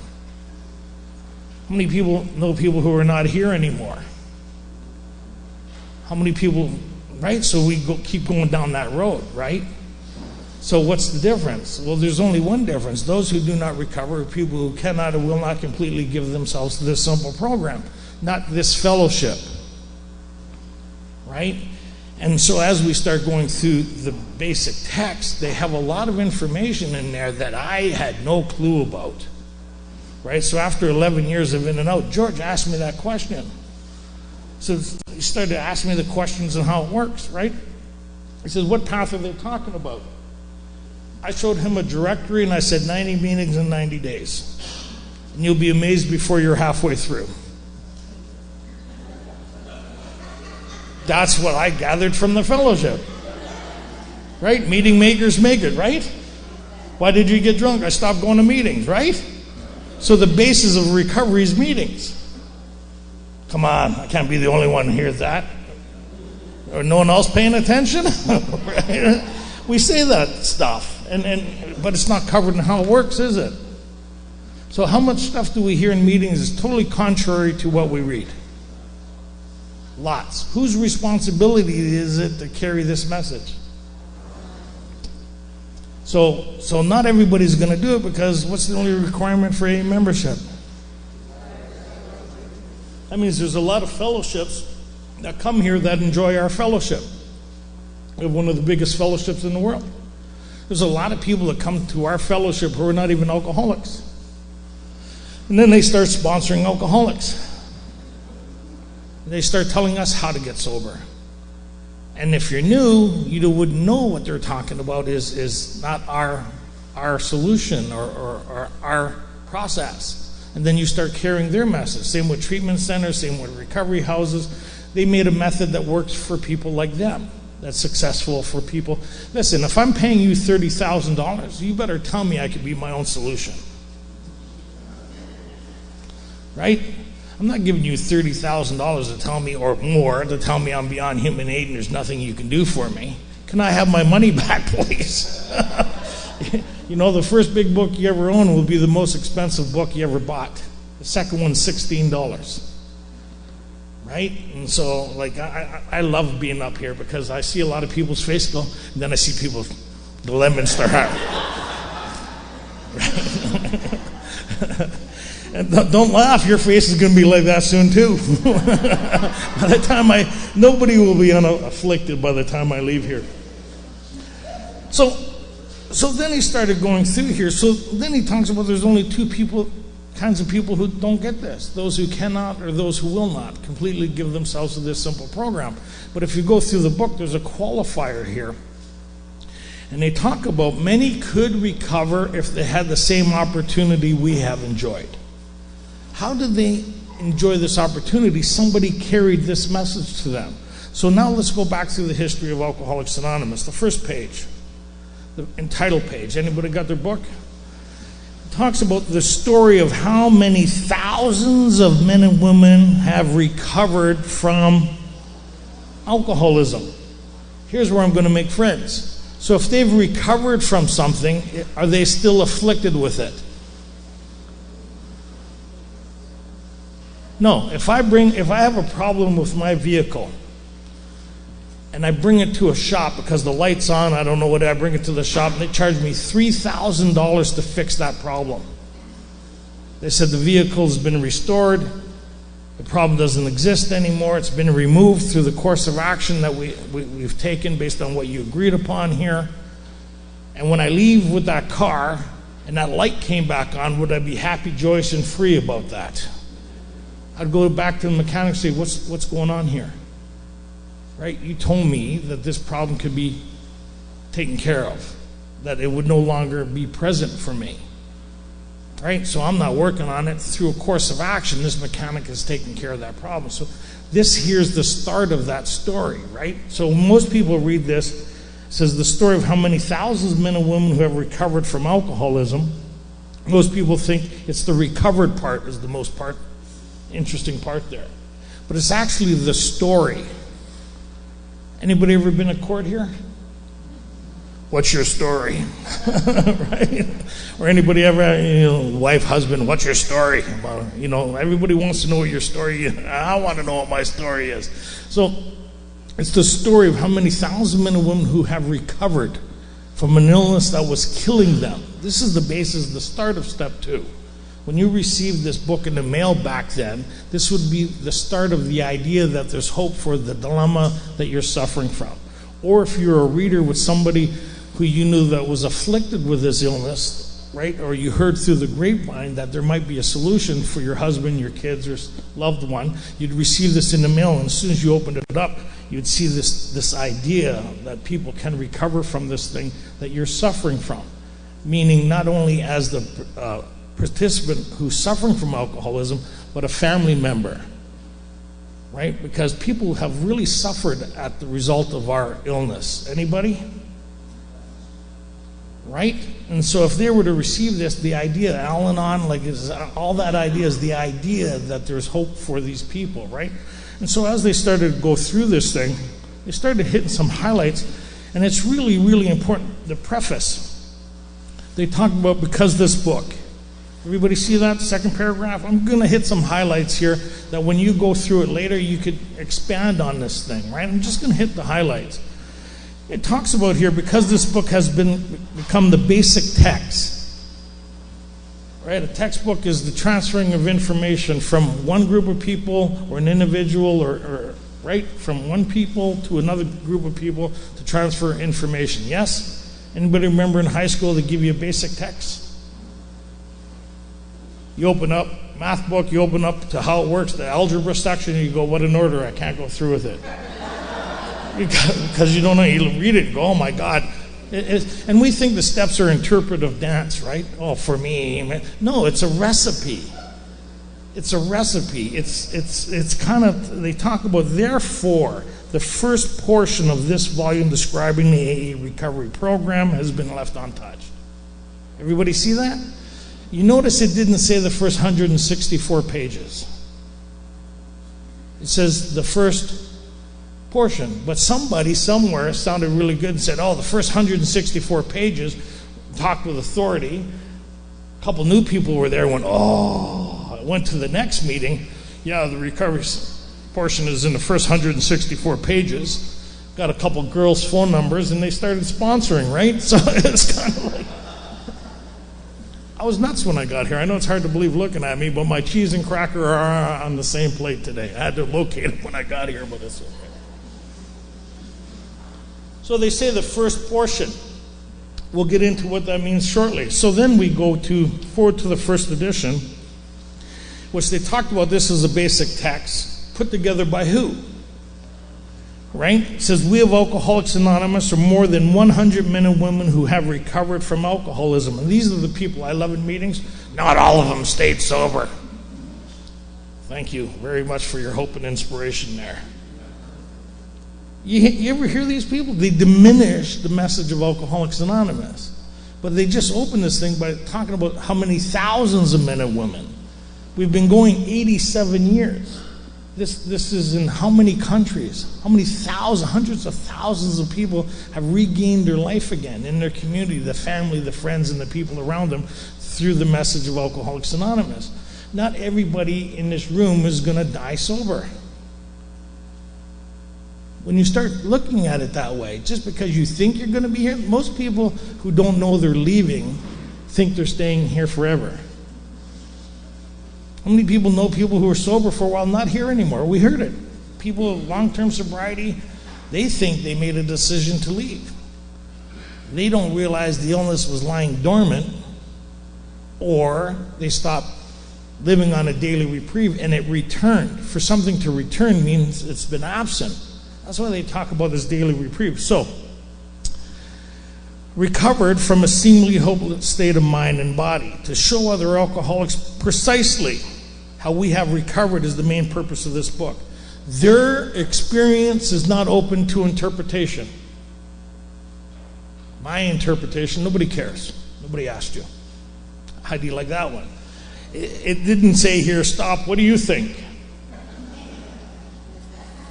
They're making a statement, being a basic text, meaning this is why this was put together. They found a formula that was enabled to experience the impossible. These people were dying of alcoholism. Somebody carried a message to them. They incorporated that in their life and they had the same collective experience. So this means if you had these 100 people or these thousands that they're talking about here who recovered through this course of action, if you heard them sharing in a meeting, would they all sound the same or would they all sound different? How many people say they'd all sound different? How many people not getting involved? You tricky bastard, I know you lead me down that path.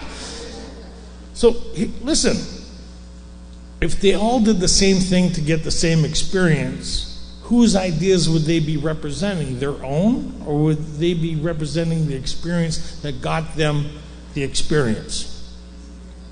They would all sound the same.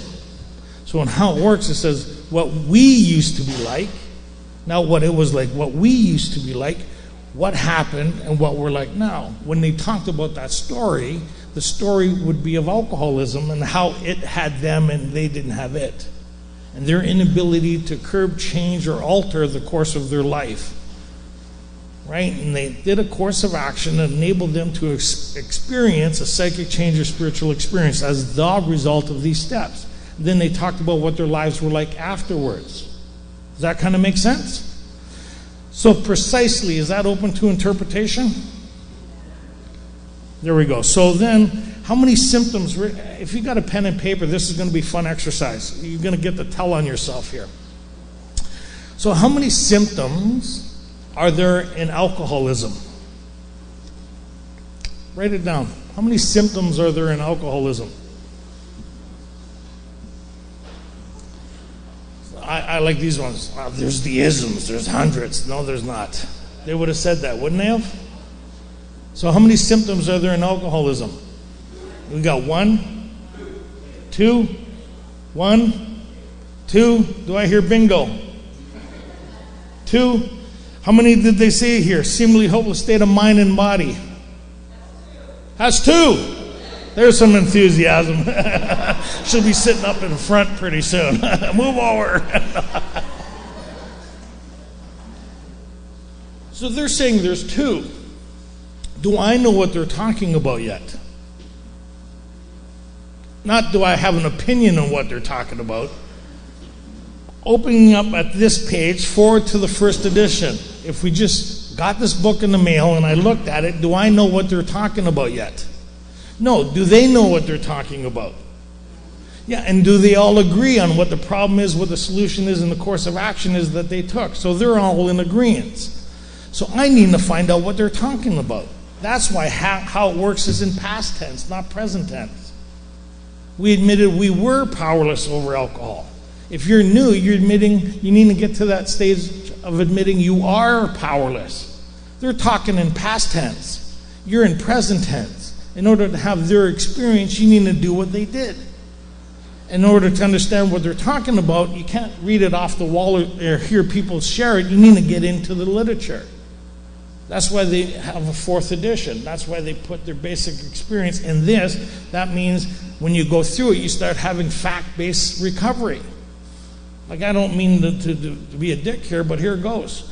Very few people in AA could show people how to go through the program of recovery as outlined in the big book of Alcoholics Anonymous. We've moved so far from it that most people can't show you what they're talking about. Think about that. They're telling people how to do something that they don't know how to do themselves. What makes you say that? I'm glad you asked.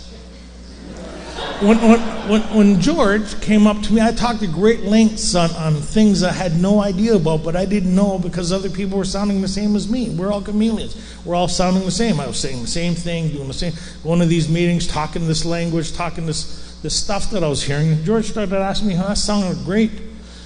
Can you show me what you're talking about? And I said, what do you mean, show you what you're talking about? What the hell are you talking about? Show you what I'm talking about. He handed me the big book. He says, show me what you're talking about. He says, you've been through this? I said, yeah. But I didn't realize I haven't been through this. What I was doing was sitting in the 12 and 12 talking about Bill's experience like it was my experience, and that I'd gain some insight by talking about what he did. That's like, no, I'm not even going to go there. I got some self-restraint today. I was like, no, I'm not going to go there. It's like watching some people do something and then talk about like you have the same experience. It's like watching a video on skydiving and talking like you have the experience of it because you watched it. Is it the same experience as jumping from the plane as watching somebody do it? And that's like our program of recovery. There's a big difference between watching other people do it and talking about their experience and thinking it's your experience and then getting in there and having your own experience. Because when people talk about the promises, they don't even sound somewhat thrilled. It says, you'll be amazed. It says, yeah, the promises are coming true. Somebody should inform your face, right? It's kind of like, if you want what I got, no, damn, hell no. And the enthusiasm and amazement, you'll be amazed. You'll suddenly realize that God is doing for you what you couldn't do for yourself. And we shift things. God doesn't do for us what we can do for ourselves. Where do you get that idea? See how we shift things? So we involve God to what I think, of the things I can involve, and I'll let him have the rest. You ever hear stuff like that? It makes no sense, right? When you kind of look at this thing. So here we go. So the doctor's opinion would be a kind of a good format to what they mean by a seemingly hopeless state of mind and body. Wouldn't it? Would it not? It'd be a good person to give an oversight on his observations on somebody who is afflicted with this illness. And one of the introduction to this thing is the start of the miracle of Alcoholics Anonymous. If you read this alone, you'd probably miss this. How many people have read the doctor's opinion here? The introduction to this is the most amazing endorsement to what's available here and the start of Alcoholics Anonymous, right? And it talks about here, to whom it may concern. I've specialized in the treatment of alcoholism for many years.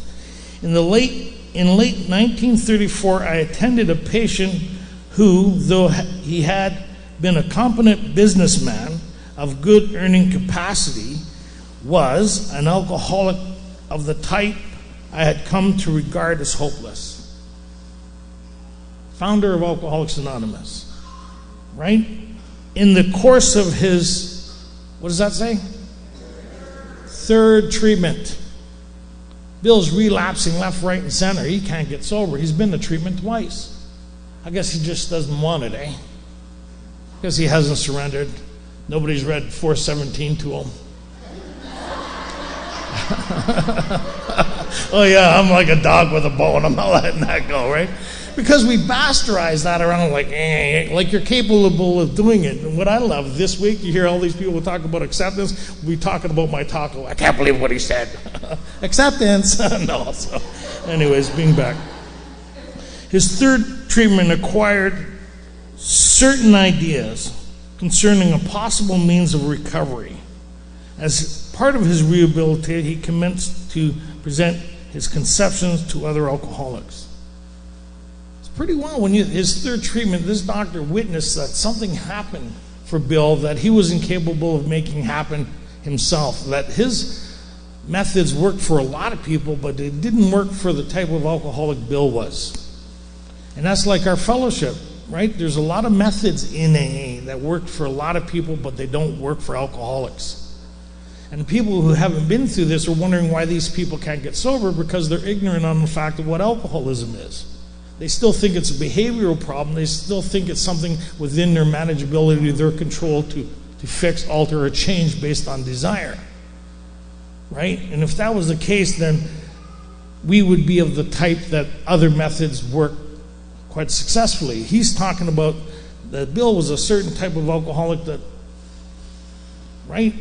certain ideas came to pass. So as we go through this is an introduction to the first symptom in alcoholism. Anybody know what the first symptom in alcoholism is? What? The mind. Incorrect.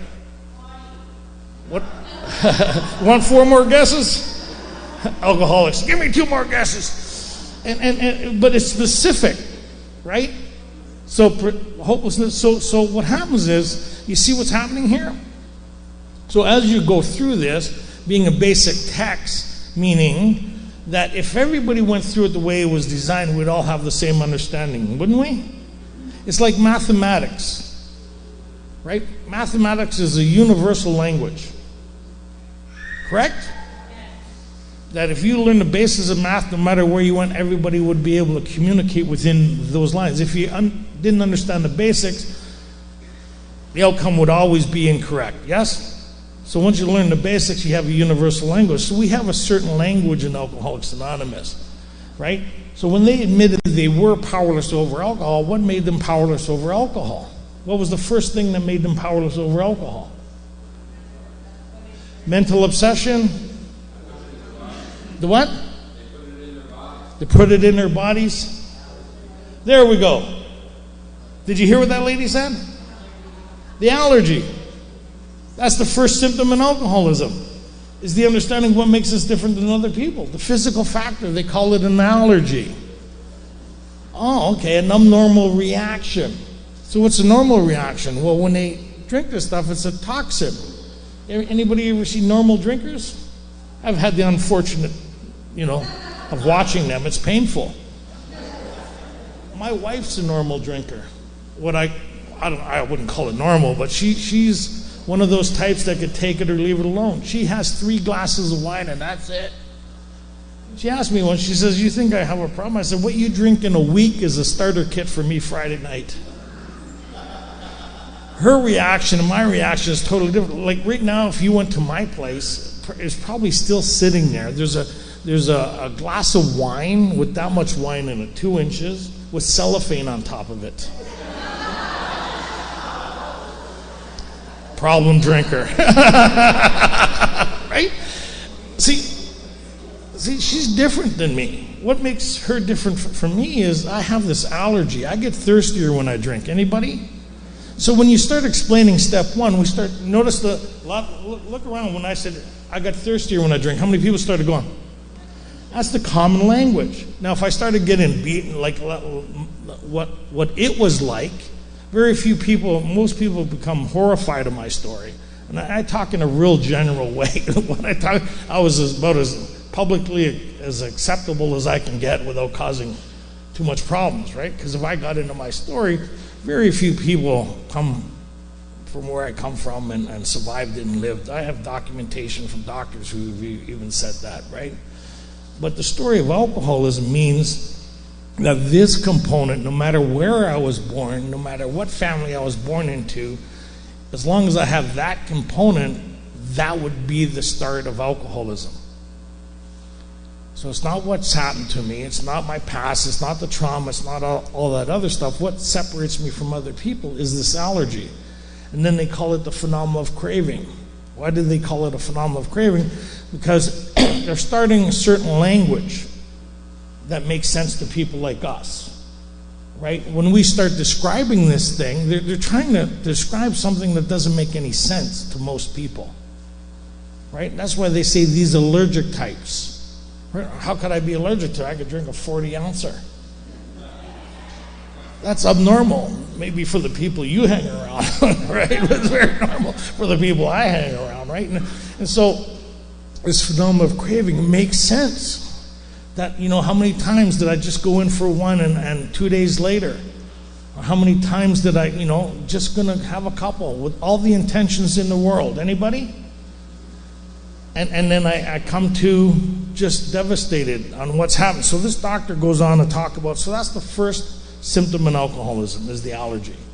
And then he talks about here of the starting of the idea of the second thing and what that looks like. And he talks about these people drink for the sense of ease and comfort that comes by taking a few drinks. Anybody need the ease and comfort explained?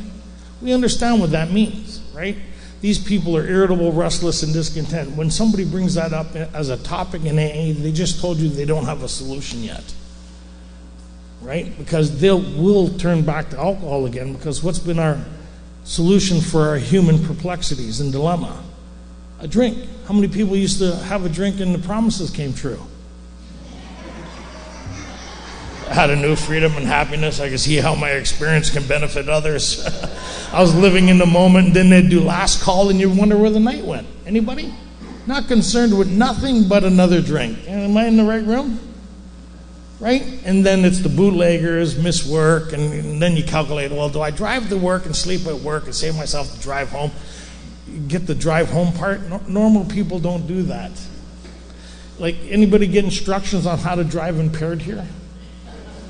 That's good, friends. Well, you close one eye, not take a cab. You close one eye, right? And you got 3 lines. It's the line closest to the ground. Anybody? You don't drive with your hands on top of the wheel, because when you nut off, your whole car moves. You keep your hands on the bottom of the wheel. That way your head just moves and your hands stay. Right? Great. What? If I heard anybody giving that advice to my dog, I'd be upset, but we're sitting around and you're going to be okay. And anybody remember those breathalyzer machines they put in the bars? We thought that was a competition. Whoever blew the less amount would have to buy the round. Let me tell you, I didn't buy too many rounds. Okay. And then get in your car and drive like crazy. We thought it was a game.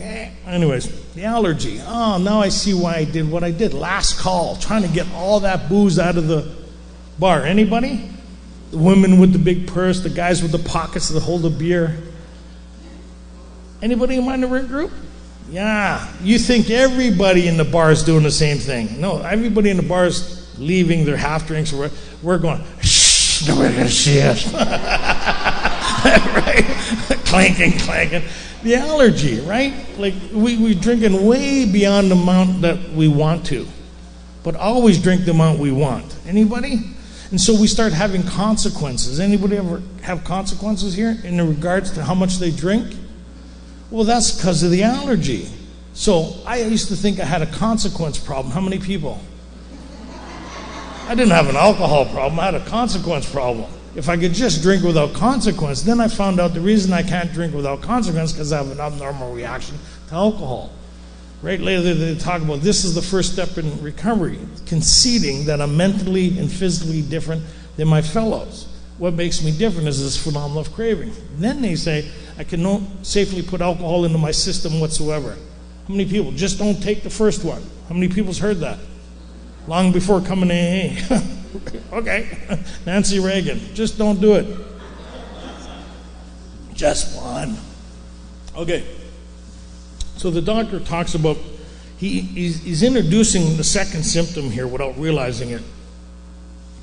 And he's going to expand on it, right? So these allergic types, phenomenal craving, we see all that refers to the body. Then he talks about after they have succumbed to the desire again. So he says something happens in their brain. They call it a desire here. It's an introduction to this thought. They're soft selling it, right? But then they hammer, as so many do, and the phenomenon of craving develops. So the craving's in regards to before they drink or after? After. Because if you never put it into your system, you never trigger the allergies. So that's why you hear people, just don't take the first one, you won't get drunk. Okay, but we have a second problem. Problem drinkers or heavy drinkers are able to do that. But the alcoholic, here's the alcoholic story. You ready? They pass through a well-known stage of a spree. Anybody need a spree explained? Yeah, Al-Anon, eh? No. It's the sitting waiting for that person to come home and they're not coming home. That's spree.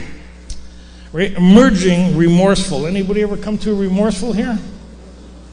See, the funny part, problem drinkers only do that once or twice. Later in the book, they say if hundreds of episodes have shown them that they can't safely take a drink, why do they do it? That's the question. Why do you? Hundreds. Get that. That's the humor. Hundreds of episodes, not one or two.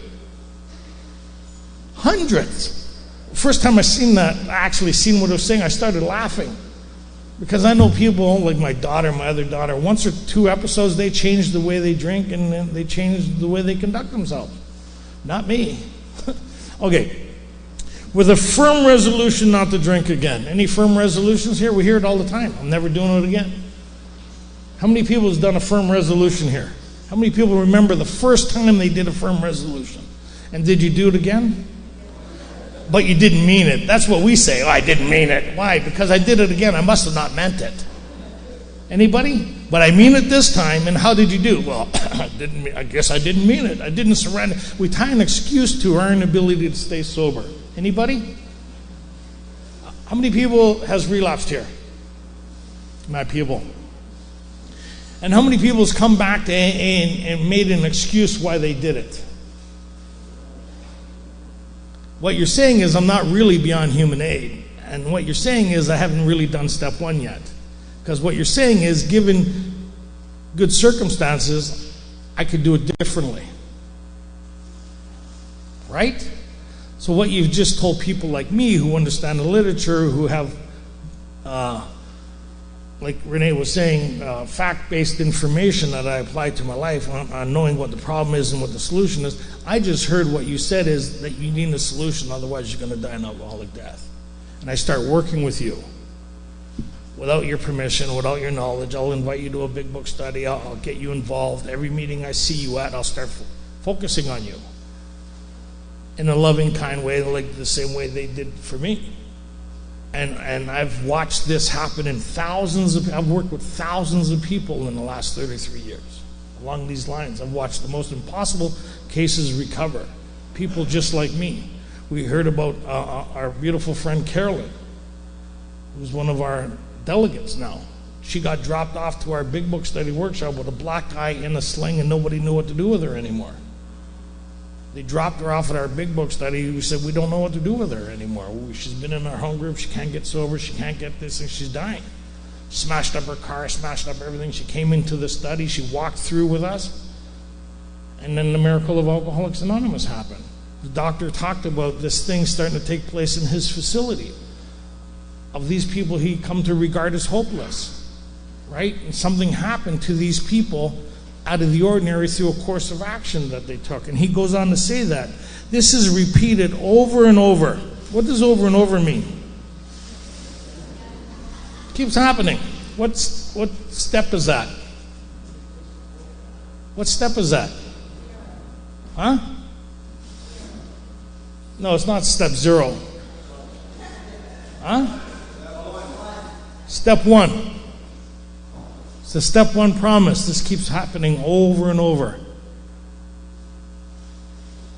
That's the step 1 promise. Right? So what they're doing here is they're saying, we're going to give you what alcoholism looks like for people like us who suffer from it. What you're going to do is you're going to look at your life to see if you suffer from the same thing we do. So you start going over your life. How many times has this happened over and over? How many times were you said never again and it happened again? How many times were you able to get some sobriety and you thought you were successful and you weren't at all? This illness was lying dormant. So he goes on to qualify, and we hear people put conditions on step 1. Right? The only solution to step 1 is, and he'll go on to say that, it's not hitting bottom, it's not acceptance, it's not surrender. Otherwise, the next sentence would say that. He's one of the founding endorsers of Alcoholics Anonymous, and what he's seen happen here. He says, This is repeated over and over. Unless this person can experience an entire psychic change, there's very little hope of his or her recovery. What is that saying? Is that they'll keep repeating this thing. Didn't ask them if they wanted to. Because remember, they did a firm resolution not to drink again. These people don't want to drink again. But they keep on drinking. Because we don't understand alcoholism, we'll tie an excuse to it. I guess they don't want it. No, I guess you haven't 12-stepped them yet. Right? I guess they haven't surrendered. No, I guess you haven't 12-stepped them yet. I guess they haven't hit bottom. No, I guess you haven't 12-stepped them yet. Because what they're saying is, I don't understand alcoholism, why I keep doing this. What they're saying is, I haven't found a solution sufficient enough, even coming to AA, sufficient enough for me to have a different experience than what I'm having. 11 years in and out, dying of alcoholism, I didn't know these basic things. So I got 12 steps through here, and that kind of went, wow, this is heavy. I got the over and over part. 360 meetings in 90 days, 4 12 and 12 studies. Best talk you ever wanted to hear, like Academy Award speaking, 3-month chip. An hour later, I'm drinking. Surrendering, letting it go, turn it over, acceptance, blah, blah, blah, blah, blah. Catchphrase, bumper stick, sobriety. Right? Heard something good at one meeting, sharing at another meeting, dying of alcoholism in Alcoholics Anonymous. Weird, eh? And nobody being able to recognize that to 12-step me. That's kind of scary when you think about it. So how many people are in our fellowship today dying of alcoholism because we don't know how to 12-step them? We tell them, just go to meetings. Oh, well, that's good. If you can't help them, I'll direct them to somebody else too. Right?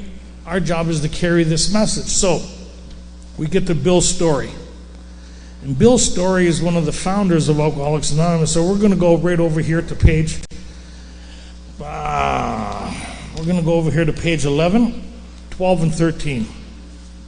So Bill's been to treatment how many times now? Twice. He's dying of alcoholism, is he not? He already qualified that he would be willing to do anything to have a different experience, wouldn't he? Yes? How many people have read Bill's story?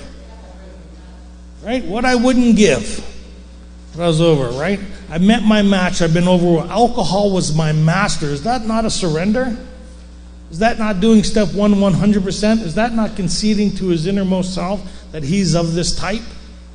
But what's missing from Bill's life? A solution. Because what's the only solution Bill knows? Is himself. Right?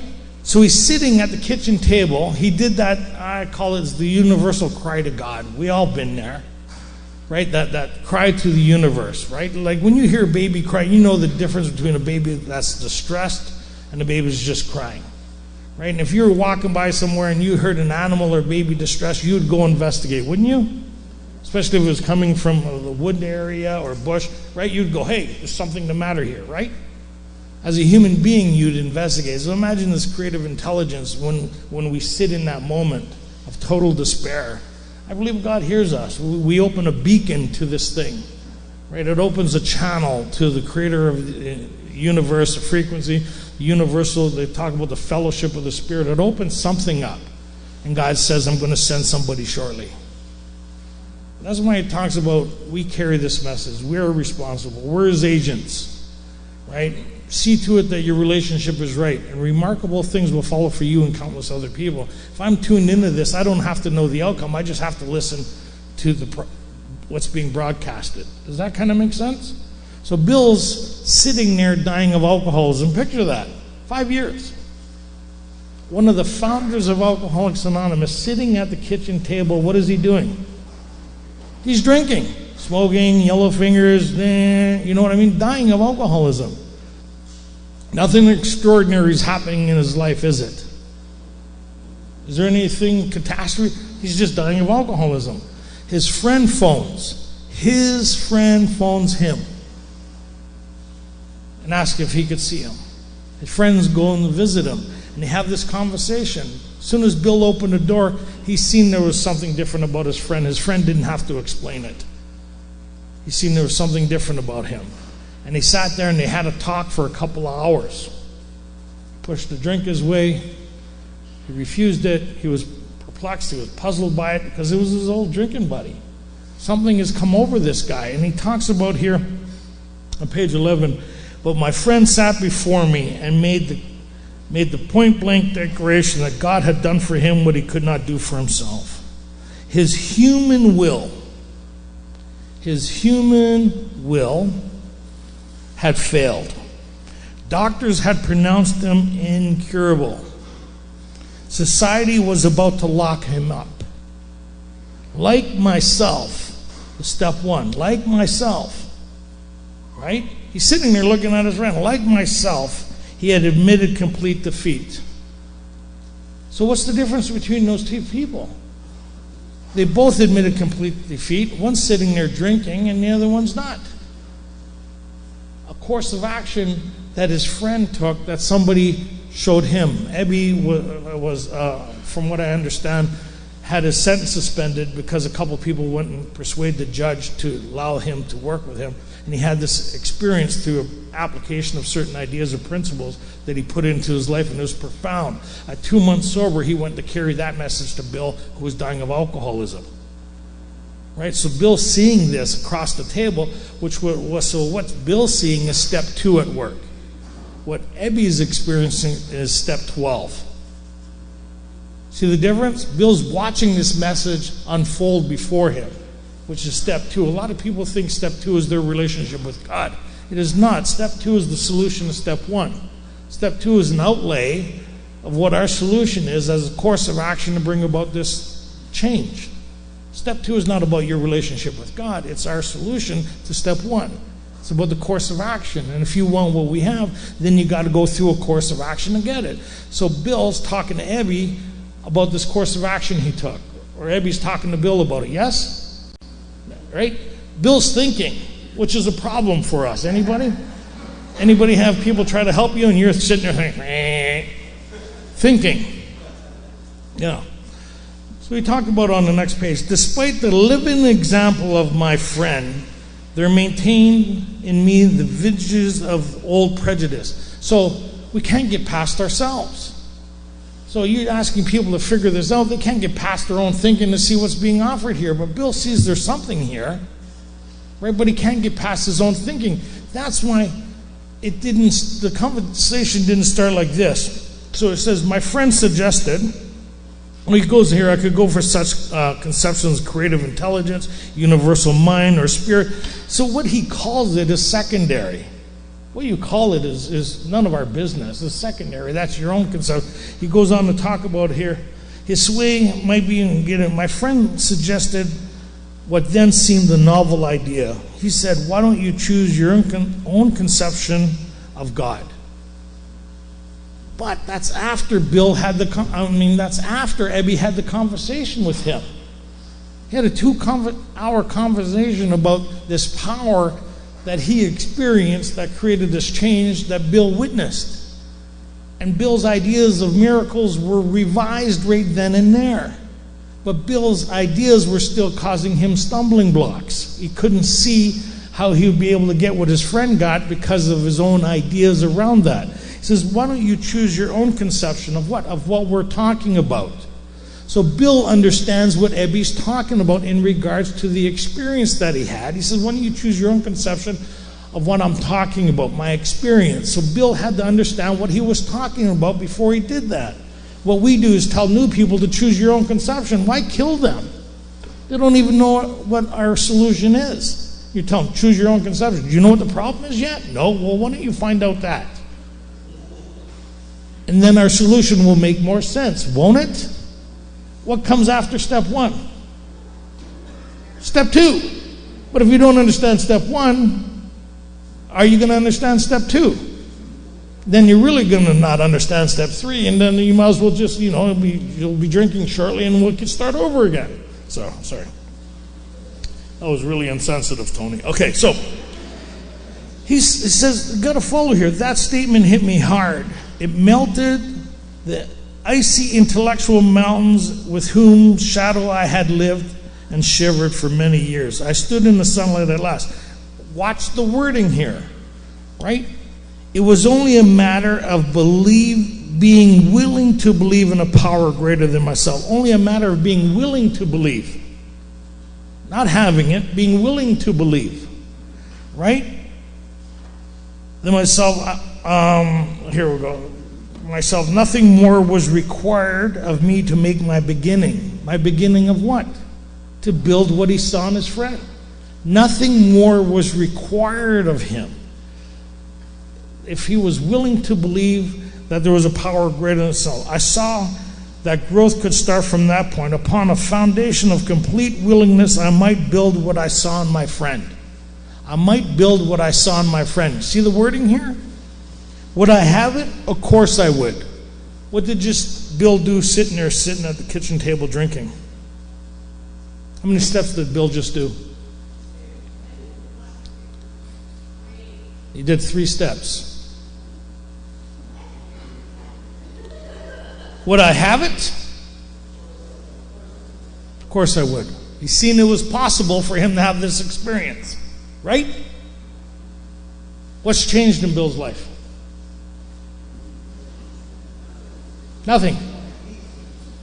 Except he knows what the problem is now. He knows that there's a solution. And he's willing to participate in the course of action that his friend did. Yes? So we hear people say, I do step 1, 2, and 3 every day. That's a nice way of saying they really do nothing. Because it's information steps, right? What's the problem? Right? As we understand it. What's the solution as we understand it? And do you want what we have? Right? How many people hear how it works at every meeting? If you've decided you want what we have and are willing to go to any lengths to get it, then you're ready to take. Right? So Bill goes to the hospital. At the hospital, I was separated from alcohol for the last time. He reconfirms his step 3 there and goes through a course of action.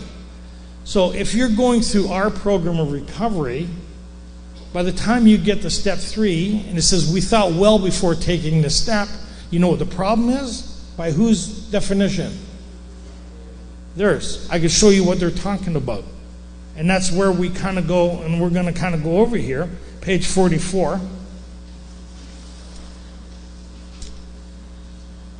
It said, in the preceding chapters, you have learned something of alcoholism. Where did we get that understanding from? Didn't say meetings. Did you notice that? And it didn't say page 417 either. Sorry. Yeah. Here we go. Okay.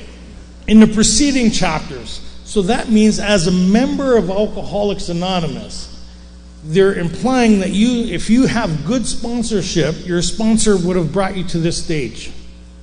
What makes you say that? In working with others, they ask you to lend a copy of this book to the prospect, the potential person that you're 12-stepping. Ask them to go through it.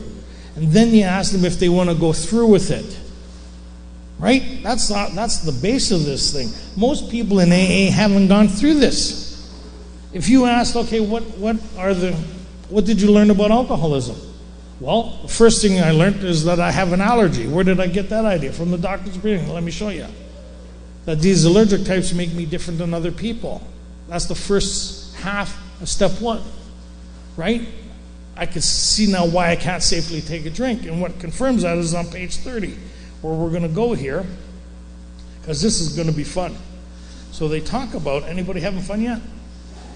Anybody arguing with what the book's saying? You're not arguing with me. Let's get that clear. You're arguing with what the book says. Anybody have that, what is it called? Some of these we balked. Any balking happening? I knew there was a reason I didn't like him or the book. Right? Because it's fact-based information, and I didn't like it either. But it saved my life. I mean, I could tell you every person that's ever told me the truth. I know who, I can't tell you their name. I could tell you every person that challenged me in my thinking. I remember exactly who they are. Every person that's ever called me an alcoholic or a problem. Anybody remember those people? So a lot of you will remember me for a long time. No, sorry. So they say here, page 30, more about alcoholism. So they're saying here, they're saying here that they're going to talk more about what they've already talked about. It may sound weird. More about, work with me, people. So they're going to talk more about what they've already been talking about, yes? So that must mean I have a fundamental idea of what they've been talking about. And it starts off, most of us have been unwilling to admit we were. So now if I did a survey, everybody got their pen and paper? Ready? You could tell on yourself. I already know. I've heard some of you share. So, tell you I'm going to make friends, eh? You got to get people's attention first. I've worked with thousands of groups, right? And when you tell everybody what they want to hear, they go.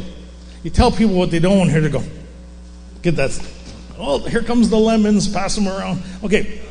And you got to remember, 11 years in and out, I didn't get any of this stuff. So if you get the base of this stuff, that's pretty cool, right? So most of us have been unwilling to admit that we are real alcoholics. What makes somebody a real alcoholic? How many people say the allergy? How many people not getting involved?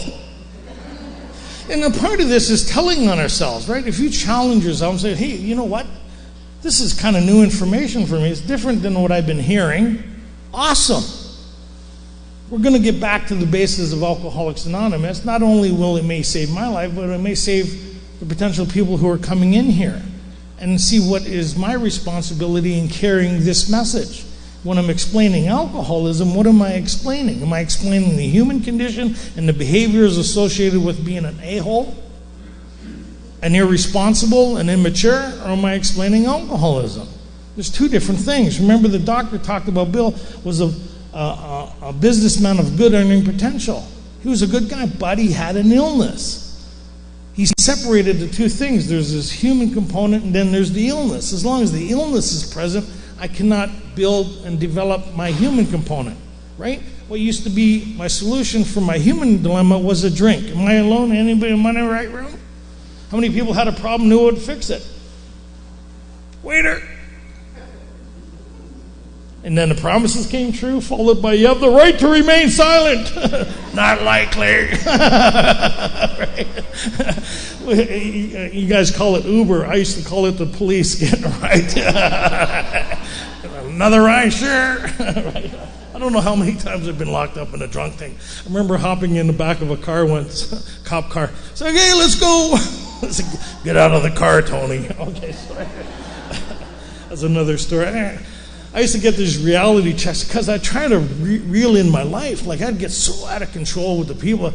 I knew that if I didn't reel it in, something severe was going to happen. I was going to get killed. Somebody else was going to get killed. I was looking at some serious penitentiary time. So I tried to reel in my life. Anybody like that here? We all have those moments. I got to reel this in because there's going to be some serious consequences. I didn't find no solutions in AA or church or anywhere. I would go find a cop and I would jump in the back of his car and go to the dry tank. Anybody ever spend any 4 hours in the drunk tank? That would give me a reality check and I'd behave myself for a little while. I don't know how many times I did it where they said, just get out of the car. Okay, anyhow. No free rides. I got to have a warrant or something. No. So, what makes one a real alcoholic? How many people would like to know? Where do they get that statement from? Right? Well, that means they've already covered it. Right? Yes? If they're making that statement, so that means we have to go back a bit. And they talk about here on page 20.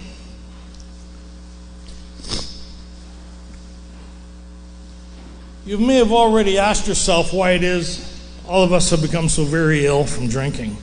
Doubtless you are curious to discover how and why, in the face of expert opinion, to the contrary, we have, what's that word? Recovered. We're not recovering. You won't find that terminology in our big book. You either recovered or you're still suffering from alcoholism. That means you're going to drink again. There's no middle of the road solution. Half measures avail us nothing. You either have had this change or you haven't. And a lot of us can stay sober for many months or years given good reason, right? So they talk about, is the purpose of this book to answer such questions? What's that big word? Is that open to interpretation? Specifically. Then they go in, they talk about here all these different types of people. How many times have people said to us, I could take it or leave it alone? Why can't he? Why don't you drink like a gentleman or quit? How many people have been told that? How many people know they should have quit and found they couldn't quit, right? That fellow can't handle his liquor. Yeah. Why don't you try drinking beer or near beer instead? Why don't you try drinking beer and lay off the hard stuff, right? His willpower must be weak. He could stop if he wanted to. How many people has heard that in AA? They could stop if they wanted to. I guess they just don't want this bad enough. How many people has heard that? Come on, let's get involved. Right? They're going to describe this type of thinking. She's such a sweet girl, I think he would stop for her. Situational sobriety. How many people have been told that? Why don't you quit for her or him, your kids, your job, your life, your own life? That would be under what the doctor talked about as frothy emotional appeal. And even the pleading with yourself in a mirror is not sufficient. Right? So they talked about, the doctor told him that if he ever drank again, it would kill him. How many people have been told that here? But there he was, all lit up again. And how many people been lit up here again? Even after coming to AA. You really want to change your life and you get drunk again. Anybody? Get a chip, you got party. Yeah, like I'm doing fantastic, waiter. Okay, here's another chip. Now these are common observations on drinkers which we hear all the time. Back of them is a world of ignorance and misunderstanding. We see that these expressions refer to peoples whose reactions are very different than ours. Moderate drinkers have little trouble in giving up liquor entirely if they have good reason for it. They can take it or leave it alone. Then we have a certain hard drinker that looks like an alcoholic, sounds like an alcoholic, but are not alcoholic. What makes you say that? Let's read on. Then we have a certain hard drinker. He may have had the habit hard enough, badly enough to gradually impair him physically and mentally. It may cause him to die a few years before his time. If a significantly strong reason, ill health, falling in love, change of environment, or the warning of a doctor becomes operative, this man could also stop. How many people hear people in AA all the time? And the only requirement for membership is the desire to stop drinking. You don't have to be a real alcoholic to be a member. You don't even have to be an alcoholic to be a member. Right? But it should be an alcoholic working with another alcoholic. If you're not qualified to work with an alcoholic, just pass them on to somebody who is. Right? Find people like yourself. Right? That can stop or moderate. So most people stop because they find they can't moderate. Anybody? You hear people, they come in AA and they haven't drank since and they haven't done nothing. They just don't drink no matter what. Took the cotton batting out of their ears, put it in their mouth, and they don't drink no matter what. Main speakers. We don't drink under any and all conditions. You ever hear people like that? Even when our ass is falling off, we don't drink. My ass isn't falling off and I find myself drinking. I seem to be drinking no matter what. But what about the real alcoholic? What about the real alcoholic? He may start off as a moderate drinker. He may or may not become a continuous hard drinker. But at some stage of his drinking career, he begins to lose all control of his liquor consumption once he starts to drink. The allergy, right? And then they talk about over here, they go through this whole thing, and the next page they talk about here.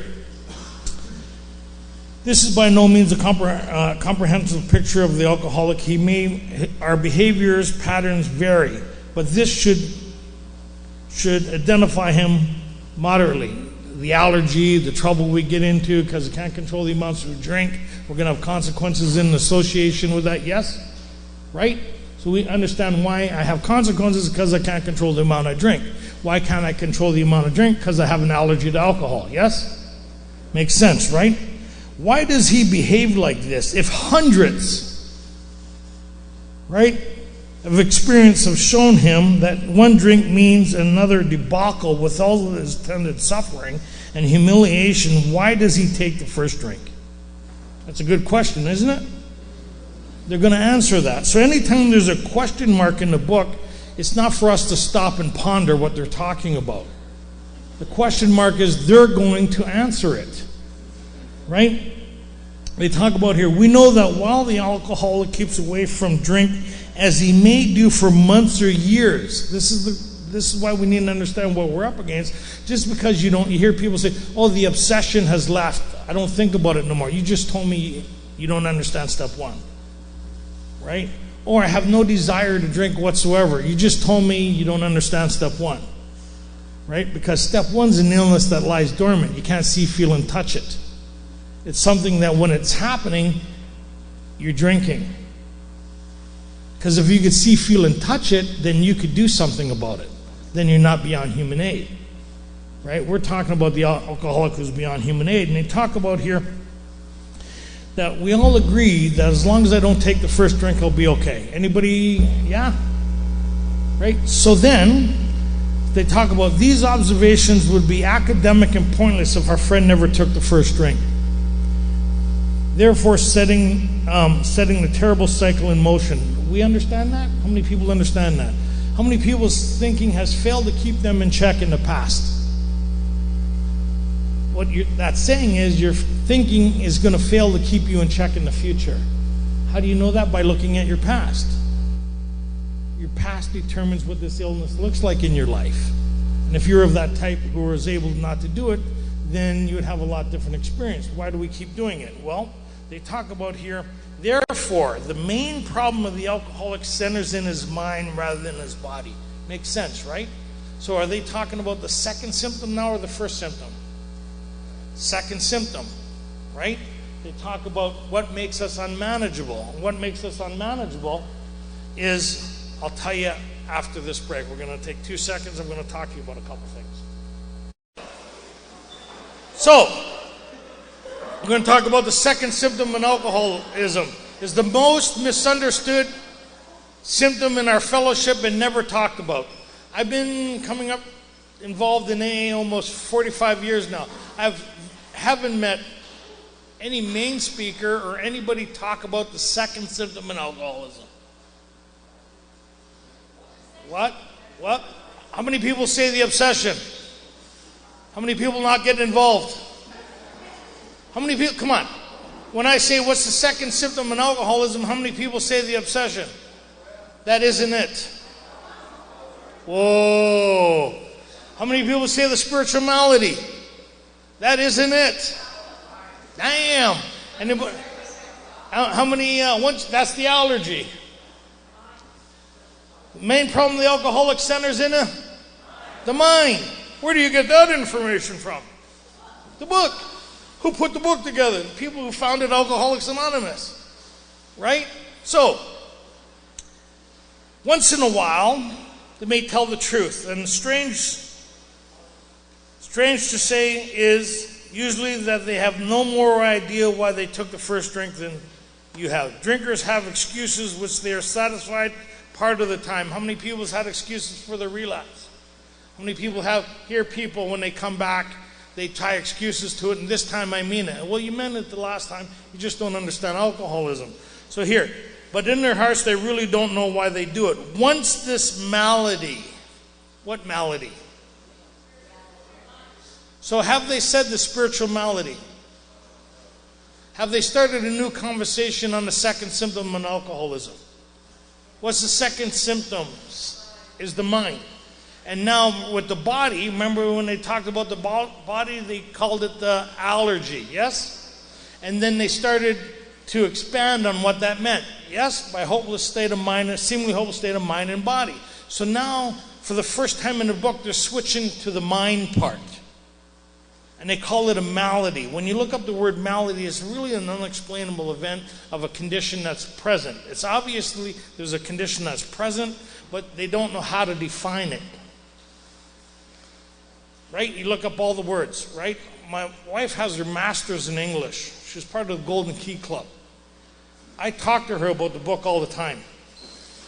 And when I ask her different words that I hear from, like people will challenge me or the book, and I'll go talk to her about the English language. And she says malady is a really undefined condition that's present that they don't know really what causes it or how. It seems present. There's a whole bunch of words to describe it. We like taking words to try to label things, but it's really a whole bunch of words to describe this thing. So they talk about once this malady has a real hold, they're a baffled lot. Why are they baffled? Because they can't stay sober. So what determines a real alcoholic is a person that has the second symptom that lies in their where? In the mind.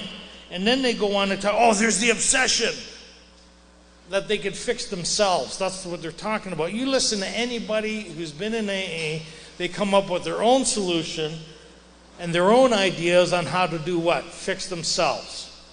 Right? There's the obsession that somehow, someday they'll beat the game. Beat the game of what? Taking that first drink. Right? But in their hearts, they suspect they're down for the count. Evidence has shown I keep drinking in spite of everything I've tried. Anybody? Right? How true this is, few realize. In a vague way, their family, friends sense that these drinkers are abnormal. Why? Because they keep doing it. There's something the matter with them. Anybody? Come on. We have a sponsee that can't get sober. We think they're abnormal, but we forget our experience and the people around us. Yes?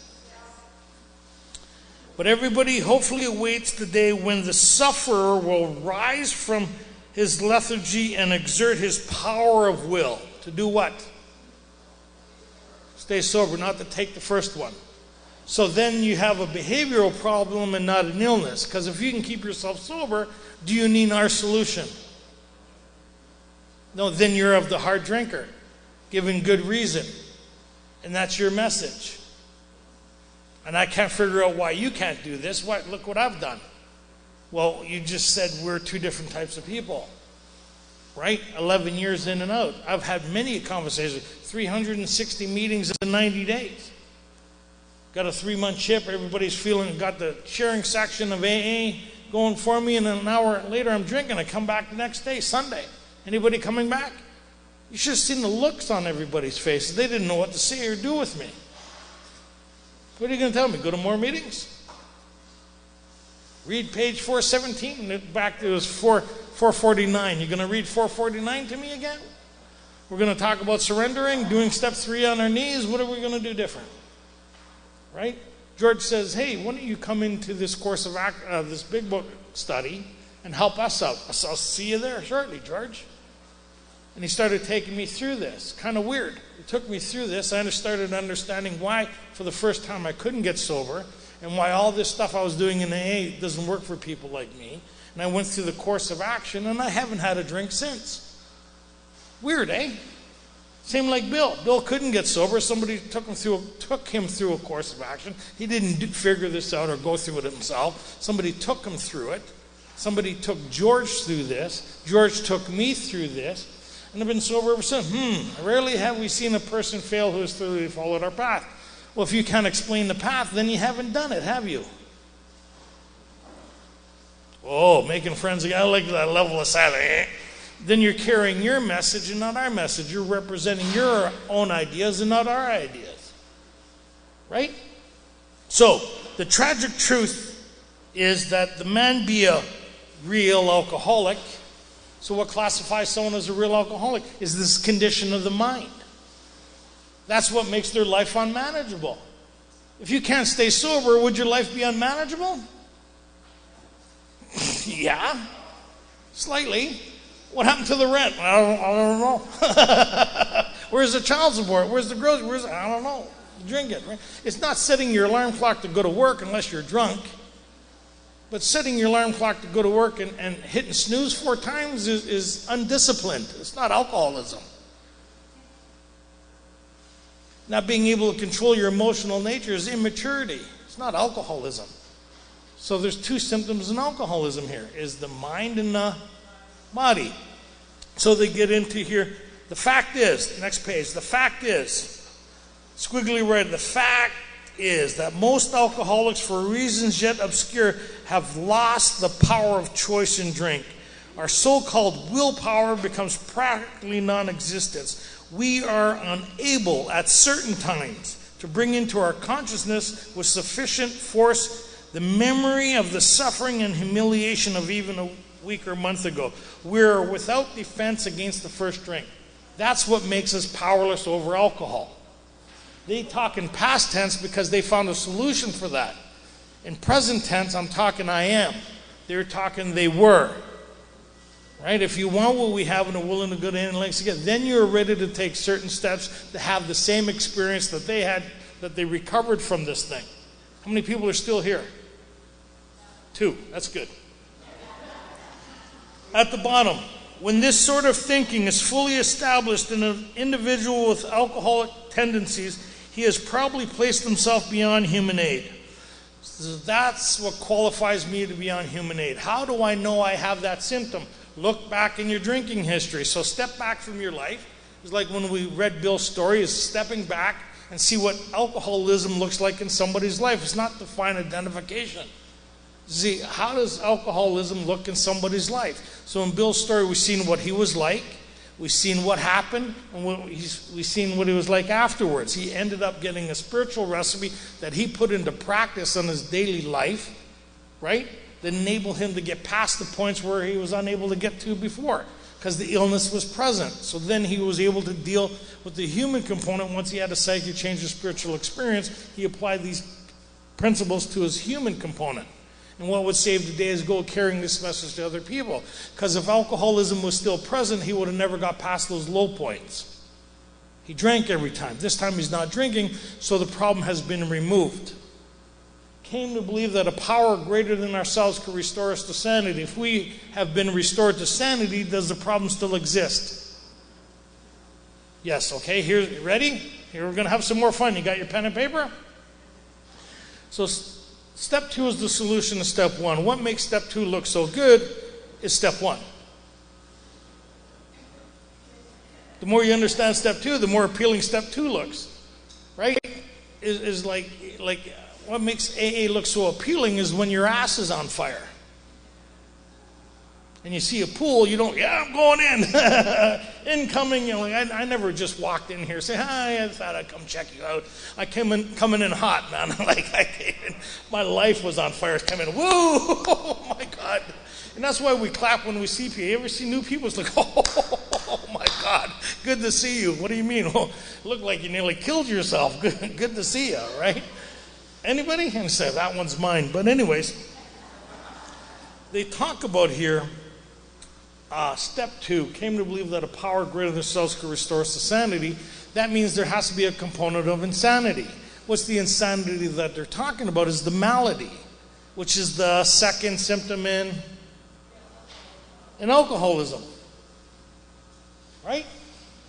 So the only way that's going to save me from the fate I'm in is a psychic change or spiritual experience. Came to believe that a power greater than ourselves could restore us to sanity. So, when somebody has this condition in step 1, and they go through the course of action from 3 to 12, as outlined in step 2, do they still have an alcoholic mind? Write it on a piece of paper. So, step 1 describes me as having an alcoholic mind. As long as I have an alcoholic mind, I'll continue to drink. So they're saying the solution is I need this component removed so I can deal with my human aspect. Yes? So somebody who's gone through this, who's had a psychic change or spiritual experience, do they still have an alcoholic mind? How many people say yes? How many people say no? How many people not getting involved? Well, okay, so ready? Let's go over to page 85.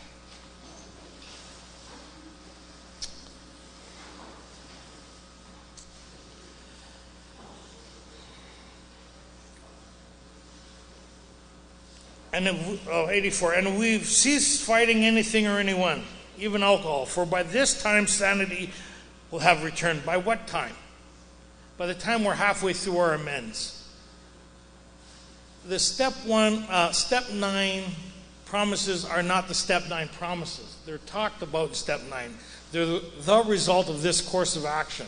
They're a summary of what's available to us if we're painstaking about this phase of our development, as we're doing step 11 and 12. It's a summary. Step 10 is a summary, a transition in step 11. It talks about my relationship with a power greater than myself, right? So it talks about, for by this time sanity will have returned. We will be seldom interested in liquor. If tempted, we will recoil from it as a hot flame. Would that sound like a sane person? React sanely and normally. We'll find that this has happened automatically. We'll see that our new attitude toward liquor has been given without any effort or thought on our part, or any thought or effort on our part. It just comes. That is the miracle of it. We're not fighting it, nor are we avoiding temptation. We feel as though we had been placed in a position of neutrality, safe and protected. We have not even sworn off. The problem has been removed. So what's the problem? Is the malady that centers in the mind. As long as that's present, I'll continue to drink. Yes?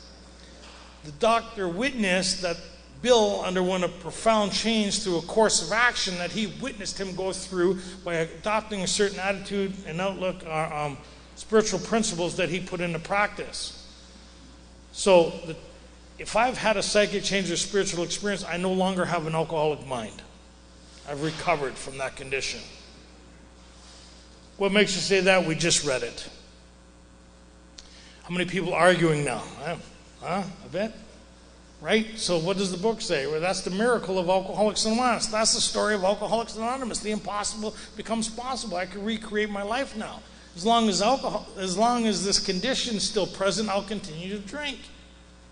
Now that this condition has been removed, I've had the freedom from being under the lash of alcoholism for over 33 years. I've been coming up to 45 years in Alcoholics Anonymous. What's the difference between the first 11 and the last 33, almost 34 years? Is that I'm no longer suffering from alcoholism.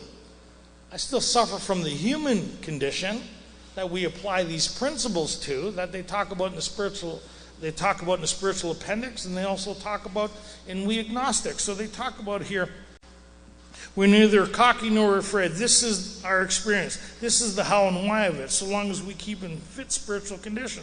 So they gave me a course of action that my relationship with this power is what keeps me sober, gives me a daily basis. I don't keep me sober. Where did we get that understanding from? Was step 2. Step 2 is a course of action that if I'm willing to engage in, well, what does that look like? Well, it looks like everybody that went before me that said, as the result of these steps, they've experienced this. If we want what they have, that's why they put it in book form, so we could see the basis of that. These people who were afflicted with alcoholism did a course of action, entered a relationship with a power greater than themselves, right? That created this change. So what makes you say? So when we go to page 45, we'll go back now, and we're going to finish off with step 2. And then it'll lead us into step 3. So more about alcoholism talks about more about alcoholism, right? So page 30 to 33 talks about the allergy, right? From 33 on, it talks about the condition that centers in the mind. On page 34, it says, how then should we help our readers to determine to their own satisfaction whether they are one of us? That's what makes you one of us. It's a collective experience. Are you like us or are you not like us? Right? And then they talk about this thing where what determines that is the inability to stay sober, right? So we shall describe some of the mental states that precede a relapse into drinking. So relapse is very much a part of our story. The inability to get sober on our own resources, no matter what the necessity or wish. How many people have had periods of sobriety here and found themselves drinking? This is why, because this condition has not been removed, it's lying dormant. Well, you can't see, feel, and touch it. So how many people would like a good understanding of this condition? I'll give it to you, page 37. It talks about the guy who puts an ounce of whiskey in his milk, and then they go talk about suddenly the thought crossed my mind as I just for a couple highballers might be good. Whatever the excuse, the inability to stay sober in my experience. That's what they're talking about. You may think this is an extreme case. Is drinking as an act against our own will? How many people has experienced that here? That's what they're talking about here. To us is not far-fetched. For this kind of thinking has been characteristic of every single one of us. So if you're talking about step one in a meeting and you're not talking about this, guess what? You're not talking about step one. That's step one. This malady, this inability to stay sober, and when drinking, a trigger the phenomenon of craving. That's step one. So the new person listening to this, yeah, I have that when I drink. I have this phenomenon of craving. I get thirstier. And yeah, I can't keep myself sober either based on my experience. They call this a phenomenal, unexplainable event. Well, how do you explain an unexplainable event? This is what it looks like for people that have it. This is repeated over and over. In spite of everything they have to, Frothy, most appealing, in spite of everything, they find themselves drinking again. So they talk about here, we have sometimes reflected more than Jim did upon the consequences. Anybody? But there was always, underline that, but there was always the curious mental phenomena that paralleled with our sound reasoning. There invariably ran some insane and trivial excuse for taking the first drink. Our sound reasoning failed to hold us in check. The insane idea won out. It means you're not negotiating with it, you're not making a conscious decision on it. Something is taken over in your mind where it makes good sense for you to have a drink. Parallels what your sound thinking. It's not like, oh, there you are. It's not like, oh, it's in the parking lot. Like, we want to see, feel, and touch it, because if we could see, feel, and touch it, then we're not beyond human aid, are we? We'll just watch out for it. Anybody want to watch out for it? Then you haven't done step one. See, there's a difference between admitting you have a problem and doing step one. Most people in AA have admitted they have a problem, but they haven't had the step one experience yet. Right? And all these guys in the book have had a step one experience. The one guy on page 27, he thought relapse was unthinkable. Anybody know people like that? Been a treatment, relapse is unthinkable. Look at everything I'm doing, relapse is unthinkable. Then he got loaded again. Then he went back and seen the doctor. The doctor says, you have the mind of a chronic alcoholic. I've never seen one case ever recover in the state that it exists in you. And he felt like the gates of hell slammed in on him. That's the step one experience. If you're feeling good about step one, you haven't done it. Your ass should pucker a bit when you do it. It's like, oh my God, if you're sitting with a doctor and he says you're going to die, I mean, oh good, give me a warm, fuzzy feel. How many people with the pit of their stomach would kind of, come on. That's step one. And then you go, is there any exceptions? I don't want to die an alcoholic death. Yeah, there's exceptions to this. Since the beginning of mankind, we've experienced this psychic-changing spiritual experience. To me, these things are phenomenal, but they're available. He's never witnessed it, but he knew they're available. He's never seen one case ever recover to the state of this man's condition.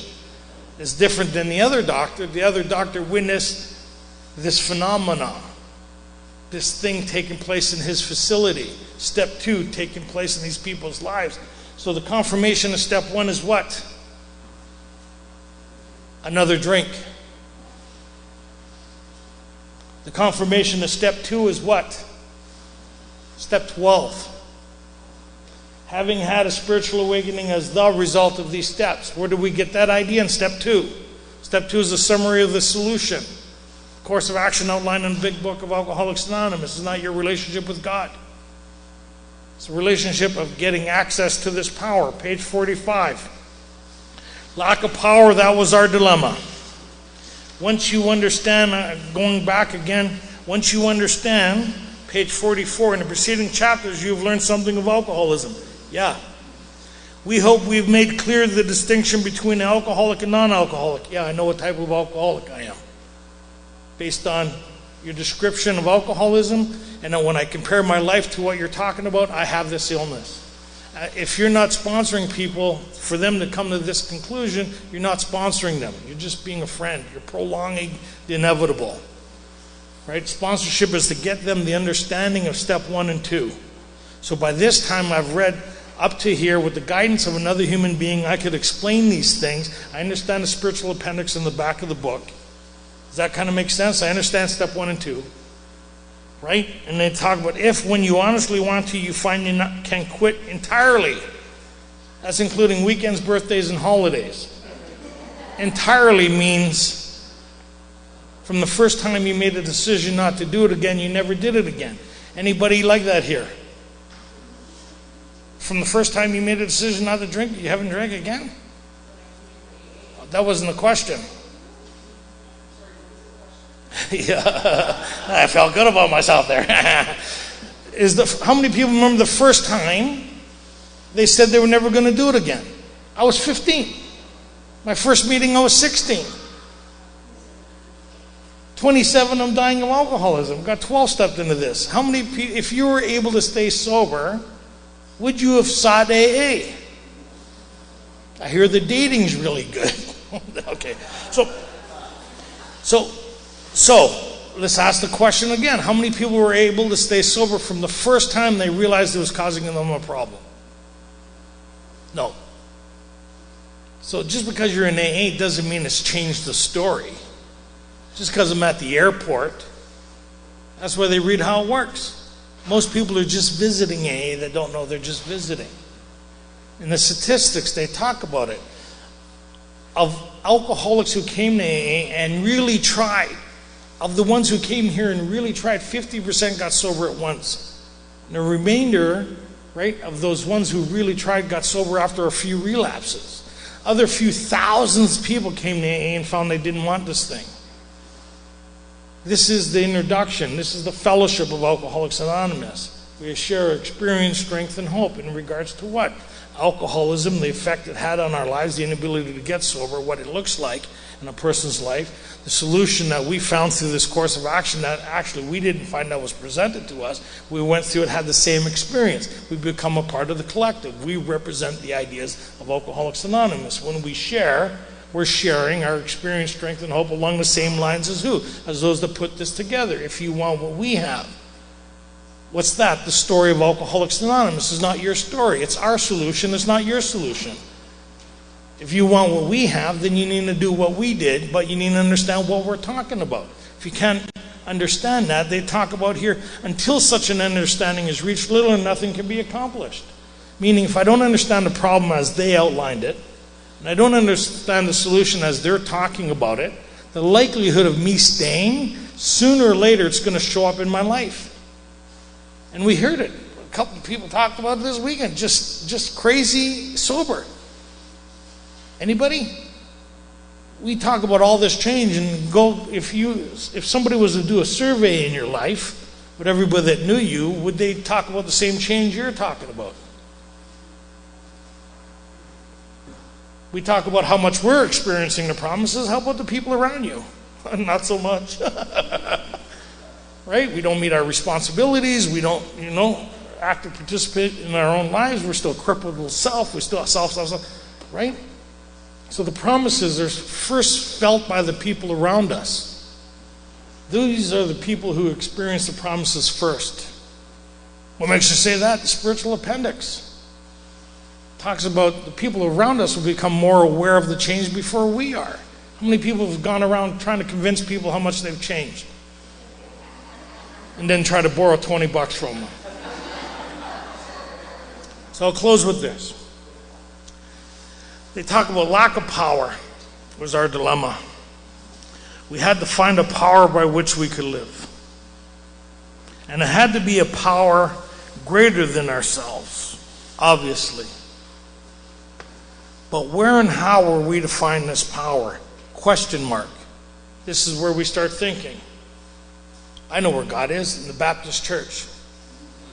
Nazarene, I'll go read inspirational books. I'll go the quest. How many people has done the quest here? You think that's what step 2 is? No, I'm on a quest to go find God. And we tell people, choose your own conception in step 2. Do you understand what we're talking about yet? No? Then you can't choose your own conception. If you don't know what we're talking about, you're still stuck with you. Right? So, well, that's exactly what this book is about. Its main object is to enable you to find a power greater than yourself which will solve your problem, not help you. If this power needed your help, then it's not going to work. Which will solve your problem. Came to believe that a power greater than ourselves could restore us to sanity. Where was I to find this power? That's what this book is about. So this is the introduction to step 3. This will navigate me through the big book of Alcoholics Anonymous, and it will navigate me to, this is page 54, 55. And we're already living these things, but it's not working to our betterment, it's working toward our demise, because most of our lives are still based on self. We're having trouble with our emotional natures. We're prey to misery and depression. We couldn't seem to be of real help to other people. We're not a basic of these solutions or these bedevilments, the human condition. It's not alcoholism. It's the human condition. How many 12-step fellowships are there? All these people suffering from the human condition. And what they did was they found some form of solution in something that turned to start working toward their demise. Anybody? Anybody doing stuff here that they don't want to do? They're not doing stuff that they want to do? Lack of power, right? And the promises talk about this experience, right, as the result of these steps, not a result of 9 steps. You've got to stop compartmentalizing this thing. I get access to power. My friend promised when these things were done, I'd have the elements of living that answered all my problems as the result of these steps, not as the result of some of them.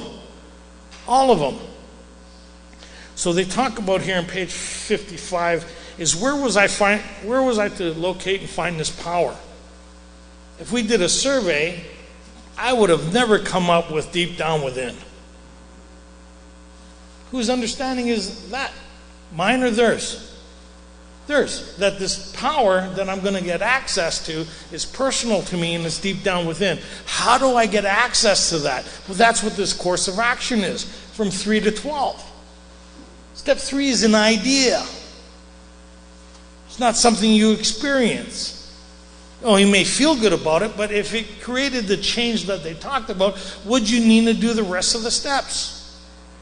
So step 1 is the problem, yes? Step 2 is the solution, yes? Do you want what we have? Yes or no? Yes, I do. Then you're ready to take certain steps. What qualifies that you've taken step 3 is the beginning of step 4. If you haven't started step 4, then you haven't done 3. And if you're having a problem with step 3, you don't understand step 2. If you don't understand step 2, you haven't done 1 yet. See, admitting you have a problem and conceding to your innermost self, having a step 1 experience, read these stories. The guy who talks about he thought relapse was unthinkable, which is most people in AA. As soon as somebody says that they think relapse is unthinkable, they just told you they haven't done step 1. And as soon as you hear people say they have a choice, they haven't done step 1. What makes you say that? The book says that. I don't say that. This is the basis of Alcoholics Anonymous. This is our understanding. You could believe whatever you want, but you're outside of our understanding. You're outside of our process. You're outside of the collective experience.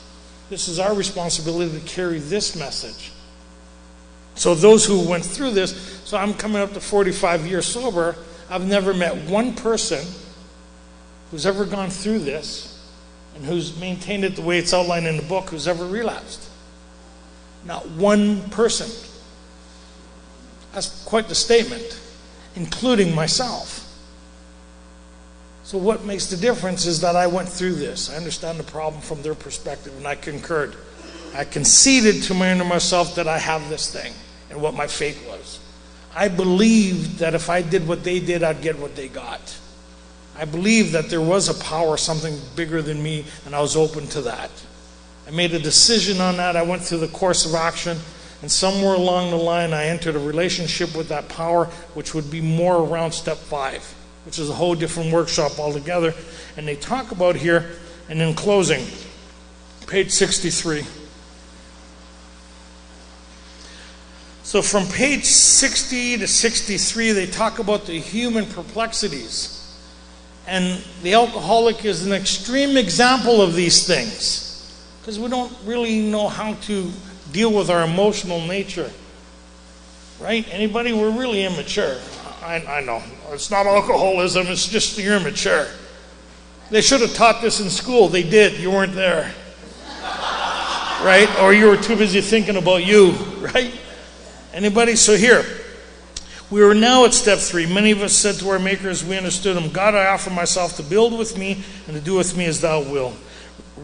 Relieve me of the bondage of self that I may better do thy will. Take away my difficulties, that victory over them I may bear witness. Victory over them I may bear witness to those I would help with thy power, thy love, and thy way of life. May I do thy will always. Step 3 is a summary of this whole course of action. As the result of this course of action, I could experience the idea being presented in step 3. Above that is not the step 3 promises, is the experience of those that went before us. When they sincerely took such a position, all remarkable things followed. When Ebby promised Bill, right? When these things were done, he would have the elements of a way of living that answered all his problems. The promises, you'll suddenly realize that God is doing for us what we couldn't do for ourselves. Right? Are these extravagant? We think not. Right? Our next function is to grow an understanding and effectiveness of this relationship with this power, not to work on ourselves. Nowhere in here does it say to work on ourselves. That's a treatment center idea. Right? You want to see somebody with a painful look on their face? Ask them what they're doing. I'm working on myself. Stop it. Stop it. You're working on a problem. No wonder you're miserable. Been thinking about you all day. Yeah. Looking for someone to involve. Who likes to be miserable alone? Anyways. So they talk about here, we thought, well, before taking this step, making sure we could abandon. What does abandon mean? To move in a new direction. Abandon ship. I'm making a conscious decision to unify myself with this power that'll save me from myself or save me from this illness. I'm joining allegiance with this power that I might find the strength to overcome the obstacles that's been killing me my whole life, me, the bondage and difficulties of self. So they talk about here, it said, we find it very desirable to take the spiritual step with an understanding person, such as our wife, friend, best friend, or spiritual advisor. But it's better to meet God alone than with someone that might misunderstand. The wording, of course, was quite optional, so long as we express the idea. The idea of what? That this relationship is possible. That I could enter this relationship with this power that I'd find through this course of action that'll remove the problem that's killing me.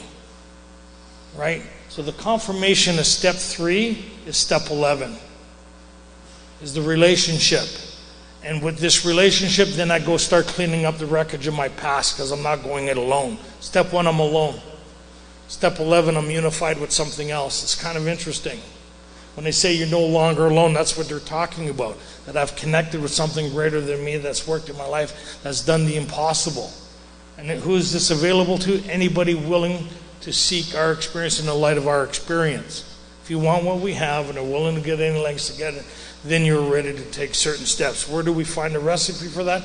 It's in the big book of Alcoholics Anonymous. If you're not in this, you're not in the program of Alcoholics Anonymous. And if you're not in this, then don't complain with what you're getting. They talk about that at the end of how it works. Being convinced that any life run on self-will could hardly be a success. And in step 10, you get your will back. Pretty cool. So what I'm doing in step 3 is I'm saying, here, you hang on to this for a little while. I go through it, get this relationship, I have this connection, restored to sanity, and it's the proper use of will. So we see everything does happen in God's world for a reason. Either I'm participating in my betterment or I'm participating in my demise. Nothing happens by mistake. Right? If you want what we have, you need to participate in your own survival. May God bless you, keep you safe, and I really enjoyed this weekend. Thank you very much for having me. God bless.